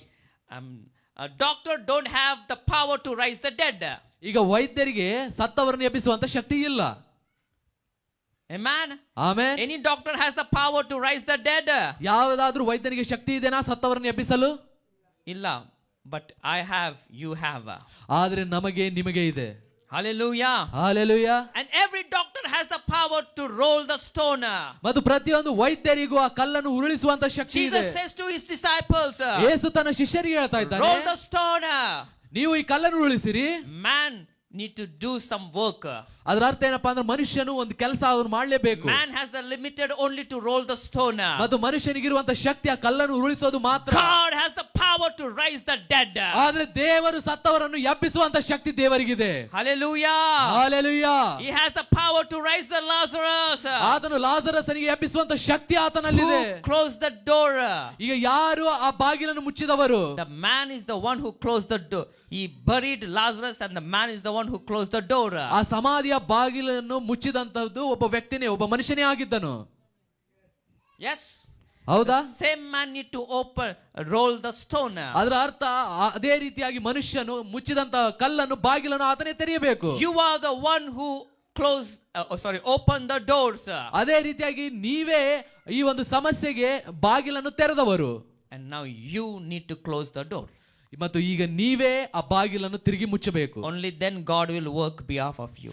ಆಗ ಮಾತ್ರ ದೇವರು ನಿಮ್ಮ ಪರವಾಗಿ ನಿಂತು ಆತನು ಕೆಲಸ ಮಾಡ್ತಾನೆ. If you want to see the power of God, ನೀವು ದೇವರ ಶಕ್ತಿನ ನೋಡಬೇಕೆಂಬುದಾಗಿ ನೀವು ಬಯಸುವುದಾದರೆ you need to close the door. ನೀವು ಆ ಬಾಗಿಲನ್ನು ಮುಚ್ಚಬೇಕು. Are you willing now? ನಿಮಗೆ ಆ ಬಯಕೆ ಇದೆನಾ? How many people are really willing to close all the doors? ಪ್ರತಿಯೊಂದು ಬಾಗಿಲನ್ನು ನಾನು ಮುಚ್ಚುತ್ತೇನೆ, ನನಗೆ ಮನಸ್ಸಿದೆ ಎಂಬುದಾಗಿ ಹೇಳುವಂತವರು ಎಷ್ಟು ಜನ ಇದ್ದೀರಾ? My dear people of God, ನನ್ನ ಪ್ರೀತಿಯ ದೇವ ಜನರೇ, what I am about to say is not an ordinary words now. ಈಗ ನಾನು ಏನು ಹೇಳಲಿಕ್ಕೆ ಹೊರಟಿದ್ದೇನೋ ಇದು ಮಾಮೂಲಾದಂತಹ ಮಾತುಗಳಲ್ಲ. The Bible says, ಸತ್ಯವೇದ ಹೇಳುತ್ತದೆ, heaven is my throne, earth is my footstool. ಪರಲೋಕವು ನನ್ನ ಸಿಂಹಾಸನ, ಭೂಮಿಯು ನನ್ನ ಪಾದಪೀಠ. He is a very great and big God. ಆತನು ಬಹಳಷ್ಟು ಉನ್ನತನಾದಂತ ದೊಡ್ಡ ದೇವರಾಗಿದ್ದಾನೆ. Why you are limiting him? ಯಾಕೆ ನೀವು ಆತನಿಗೆ ಒಂದು ಸ್ಥಿರವಾದ ಸ್ಥಳದಲ್ಲಿ ಮೀಸಲಾಗಿಡ್ತಾ ಇದ್ದೀರಾ? Why? ಯಾಕೆ? The reason why God is not power, though he is a powerful behalf of you, because you have closed him. ಆತನಿಗೆ ಎಲ್ಲಾ ಶಕ್ತಿ ಇದೆ, ಆದರೂ ಸಹಿತ ನಿಮ್ಮ ಪರವಾಗಿ ಆತನು ಮಾಡ್ಲಿಕ್ಕೆ ಆತನಿಗೆ ಶಕ್ತಿಯನ್ನು ನಾವು ಬಿಡ್ತಾ ಇಲ್ಲ. ಯಾಕಂದ್ರೆ ಅದಕ್ಕೆ ಕಾರಣ ನೀವೇ. If you say yes Lord, ಈಗ ನೀವು ಹೇಳುವುದಾದ್ರೆ ಸರಿ ಕರ್ತನೆ, you will see the power of God. ದೇವರ ಶಕ್ತಿ ನಿಮ್ಮ ಜೀವಿತದಲ್ಲಿ ಕೆಲಸ ಮಾಡೋದನ್ನು ನೋಡ್ತೀರಾ. Hallelujah. Hallelujah. Before I close now, ಇದನ್ನು ನಾನು ಮುಗಿಸಿಕೊಳ್ಳುವುದಕ್ಕಿಂತ ಮುಂಚೆ I would like to tell you one deep truth. ನಾನು ಒಂದು ನಿಜವಾದಂತಹ ಬಹಳಷ್ಟು ಆಳವಾಗಿರುವಂತಹ ಸತ್ಯವನ್ನು ಹೇಳಲು ಬಯಸ್ತೇನೆ. Hear this very carefully. ಬಹಳಷ್ಟು ಗಮನ ಕೊಟ್ಟು ನೀವು ಇದನ್ನು ಕೇಳಿರಿ. Hear this very carefully. ಬಹಳಷ್ಟು ಗಮನ ಕೊಟ್ಟು ಕೇಳಿರಿ. On the day 2025 years back, Jesus hanged on the cross. 2025 ವರ್ಷದ ಹಿಂದೆ ಶಿಲುಬೆ ಮೇಲೆ ಯೇಸು ತೂಗಿಡಿಸಲ್ಪಟ್ಟನು. If you believe that Jesus, the one who hanged on the cross, is your Lord and your God, ಈಗ ನೀವು ನಂಬುವುದಾದ್ರೆ ಆ ಶಿಲುಬೆ ಮೇಲೆ ತೂಗಲ್ಪಟ್ಟಂತ ಯೇಸು ಕ್ರಿಸ್ತನು ನನ್ನ ದೇವರು ಅಂತ ಹೇಳಿ, then everything is end on the day itself. ಅದರ ಅರ್ಥ ಆ ದಿನದಲ್ಲಿನೇ ಈ ಪ್ರತಿಯೊಂದು ಸಮಸ್ಯೆ ಮುಗಿದು ಹೋಗಿದೆ ಎಂಬುದಾಗಿ. Because ಯಾಕಂದ್ರೆ he did not die for you. ಆತನು ನಿಮಗೋಸ್ಕರ ಸಾಯಲಿಲ್ಲ, he died as you. ಆತನು ನಿಮ್ಮ ಹಾಗೇನೇ ಸತ್ತನು. He died as you. ಆತನು ನಿಮ್ಮ ಹಾಗೇನೇ ಸತ್ತನು. Your curse is died. ನಿಮ್ಮ ಶಾಪ ಅಲ್ಲಿಗೆ ಸಾಯಿತು. Your sickness is died. ನಿಮ್ಮ ಅನಾರೋಗ್ಯ ಅಲ್ಲಿಗೆ ಸಾಯಿತು. Your poverty is died. ನಿಮ್ಮ ಬಡತನ ಅಲ್ಲಿ ಸಾಯಿತು. Every problems, everything is died on the cross that day. ಆ ದಿನದಲ್ಲಿ ಪ್ರತಿಯೊಂದು ಸಮಸ್ಯೆಯು, ಪ್ರತಿಯೊಂದು ಸಂಗತಿಗಳು ಸತ್ತು ಹೋದವು. Still it's alive, it's because you opened the door. ಆದ್ರೆ ಈ ದಿನದಲ್ಲಿ ಇನ್ನೂ ಅವು ಜೀವಂತವಾಗಿ ಕೆಲಸ ಮಾಡ್ತಾ ಇದ್ದಾವೆ ಅಂದ್ರೆ ನೀವು ಬಾಗಿಲು ತೆಗೆದಿದ್ದಕ್ಕಾಗಿ. Today the door needs to be closed. ಇವತ್ತು ಆ ಬಾಗಿಲು ಮುಚ್ಚಲ್ಪಡಬೇಕು. As we worship God, ನಾವು ದೇವರನ್ನು ಆರಾಧಿಸುವ ಹಾಗೆ, and then we gonna lead you in prayer. ನಾವು ನಿಮ್ಮನ್ನು ಪ್ರಾರ್ಥನೆಯಲ್ಲಿ ನಡೆಸ್ತೇವೆ. I want every family members to sit together. ಪ್ರತಿಯೊಬ್ಬರು ಕುಟುಂಬದವರು, ಕುಟುಂಬ ಸದಸ್ಯರು ಎಲ್ಲರೂ ಒಂದು ಕಡೆ ಸೇರಿ ಕೂತ್ಕೊಳ್ಳಿರಿ. ನಿಮ್ಮ ಫ್ಯಾಮಿಲಿ ನೀವು ಎಲ್ಲ ಒಂದು ಕಡೆ ಕುಂದಿರ್ಬೇಕೀಗ.